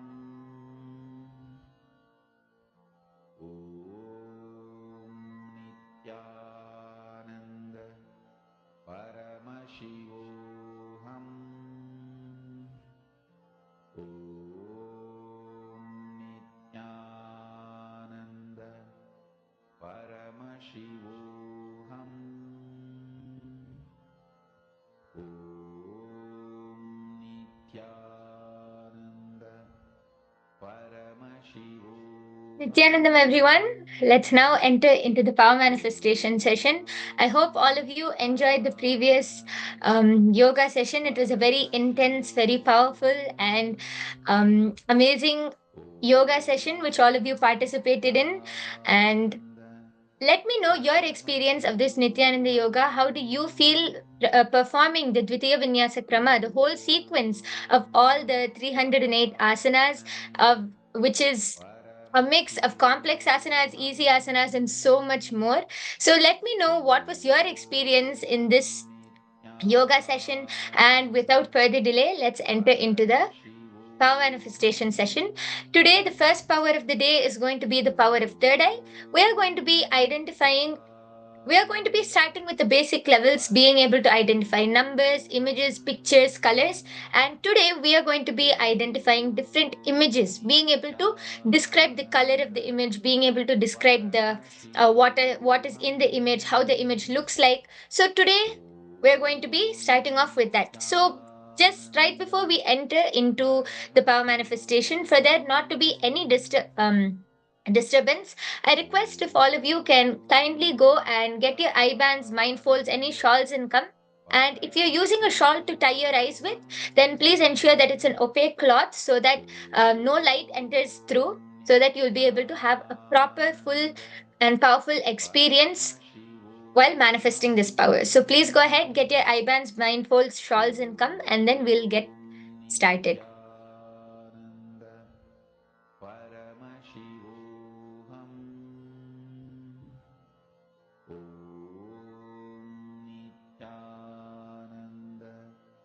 Paramashivoham Om Nithyananda Paramashivoham Om Nithyananda Paramashivoham Om Nithyananda Paramashivoham Om Nithyananda Paramashivoham Om Nithyananda Paramashivoham. Yes, I hope all of you are ready now with your eye bands and everything. Let's go ahead and enter into the power manifestation. The first, which before directly manifesting these powers, we are going to first listen to the Shastra Pramana for the power of third eye, which comes from the Vijnana Bhairava Tantra, Sutra 34, Dharana 8, where Paramashiva beautifully says, कपालान्तर्मनोऽन्यस तिष्ठन्मीलितलोचनः क्रमेण मनसोदार्ढ्यात् लक्ष्ये लक्ष्यमुत्तमम्. Bhagavan Paramashiva says, by fixing the mind on the inner space within the crown center and sitting stably without any movement, having the eyes closed in succession, by that stability of the mind and inner space through the power of third eye, one directly sees the ultimate goal Lakshyam, and by having the vision beyond the sight that reveals any object or place, attaining the space of oneness with the source Paramashiva. Paramashiva himself beautifully reveals a simple, easy technique about how we can manifest the space of oneness to experience this power of third eye. Just by sitting and fixing the mind on the inner space, sitting stably and bringing that whole awareness to your inner space. We'll start experiencing the space of oneness and having the vision beyond the sight that reveals any object or place. We'll start being able to see objects, places, images, anything, even at a far off distance. Paramashiva himself beautifully reveals the technique for third eye in the Shastra Pramana, in the Vijnana Bhairava Tantra over 60,000 years ago. The next is the Atma Pramana. The Atma Pramana is the time tested, foolproof experiences of our ancestors, the rishis, siddhas, munis, all of those great beings, the gods and goddesses, all of those beings who manifested these powers, not only as something extraordinary, but as a part of their day to day life. How all of these beings experienced these powers. So, this Apta Pramana for the power of third eye goes back to the time of the Mahabharata war. So, how many of you have heard of this epic, the Mahabharata? It is one of the greatest Hindu epics in our Hindu history, alongside the Ramayana. And both of these epics take part of two of the greatest incarnations of Bhagwan Mahavishnu, the seventh incarnation of Mahavishnu, who is Sri Ramachandra Prabhu, and the eighth incarnation, who is Bhagwan Sri Krishna, one of the most loved and worshipped God today. So, this Mahabharata war lasted for 18 days, and just before the war started, Arjuna fell into a dilemma. He turned towards Sri Krishna for help, and Bhagwan Sri Krishna, the ever compassionate, revealed the Srimad Bhagavad Gita. During the revelation of the Srimad Bhagavad Gita, Bhagwan Krishna tells Arjuna that he is going to initiate him into the power of third eye to have the vision, to have the darshan of Krishna's Vishwarupa darshan, the vision of his cosmic form. So, in the 11th chapter of the Srimad Bhagavad Gita, 8th verse, Bhagwan Krishna tells Arjuna, Natumam shakyase drashtum manenaiva swachakshusha, divyam dadamite chakshuhu pashyame yogamaishwaram. He says, You cannot see my cosmic form with these physical eyes of yours. Therefore, I grant you the divine third eye vision. Behold my cosmic opulence.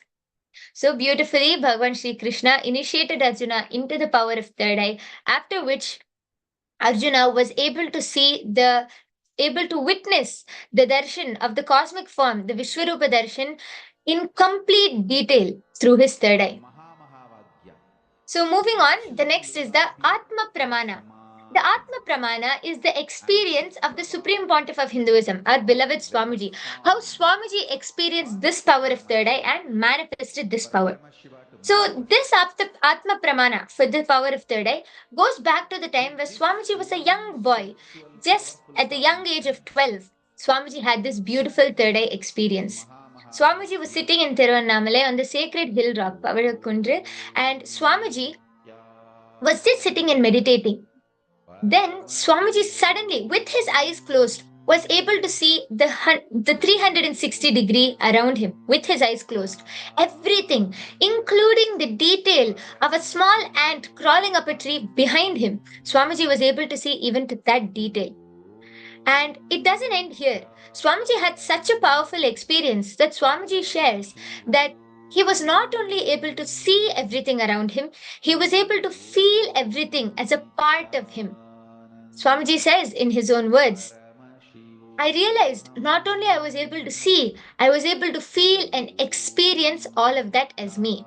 I felt that the skin of the throne on which I'm sitting and the skin of the body both carry me equally. So beautifully, for just a 12-year-old boy, Swamiji was not only able to see everything, Swamiji was able to feel and had powerful experience of third eye awakening at the age of 12. So this is the Atma Pramana. The last is the Sakshi Pramana. What is the Sakshi Pramana? Each and every one of you sitting here right now are the Sakshi Pramana. How? Because this power manifestation is a science. It's not something which is just a coincidence and manifests by fluke in somebody. No, it is a proven science passed on through initiation from a enlightened master to his disciple. And all of us have been initiated by the Supreme Pontiff of Hinduism into all of these powers. And today each of you are going to be experiencing, whether you're new to this program or whether you have already attended it or whether you have already even manifested these powers. Today, all of you are going to be experiencing the power of third eye, being able to identify various images. And remember that every time you manifest this power, it's never the same. Even if you have manifested it before, every time you manifested it, you start manifesting it again, it's a complete different experience. So don't feel bored or don't, just relax. Buckle up for this intense and exciting power manifestation session, which we are going to be entering into now. So I think all of you are ready with your eye bands and mind folds. So go ahead and tie your eyes now. We'll be entering into the first round. Go ahead, tie your eyes. First, we are going to connect to Swamiji. We're going to enter into the space of oneness to manifest Swamiji through us. See, the moment you drop the identity of I, the moment you drop the identity that it is me doing, I am manifesting, the moment you drop that identity, Paramashiva will start flowing in you. Swamiji will start flowing through you and manifest through you. The moment you understand that you and your body are just a medium for Swamiji, for that divine energy to flow through you, you will simply start manifesting these powers. It's going to be very simple. For those of you who feel like it's hard, any of you who feel stuck, please do reach out in the comment section below and I can guide you throughout the power manifestation session. But for now, let's go ahead and get started. So, all of you, be prepared. Go ahead, tie your eyes, and we'll start preparing by chanting the Mahavakya. So, go ahead, start chanting the Mahavakya. It should be from your navel center. Okay? Start chanting the Mahavakya. Fall into the space. Like, let's start preparing to go into the space of oneness. Then we will start the first round. Okay? So, go ahead, start chanting the Mahavakya. Intensely visualize and remember Swamiji through your third eye. Visualizing Swamiji in your third eye, start chanting the Mahavakya.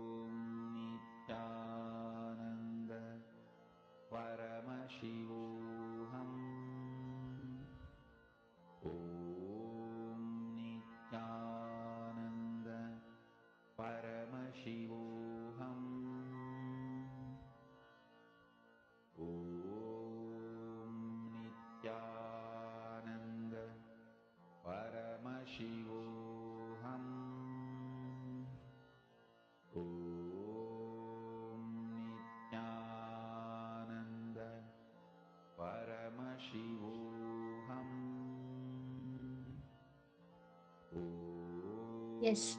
Now, from the same space of oneness, continue chanting the Mahavakya. From this same space of oneness, I'm going to project the picture now. Sit in this very space. Continuously visualize Swamiji in your third eye. Let Swamiji flow through you. And request Swamiji to show you what is the image which is being projected in front of you. Okay, so the moment I project the picture, we'll go ahead and start with round 1. And all of you request Swamiji, connect to Swamiji and request Swamiji to show you what is being projected in front of you.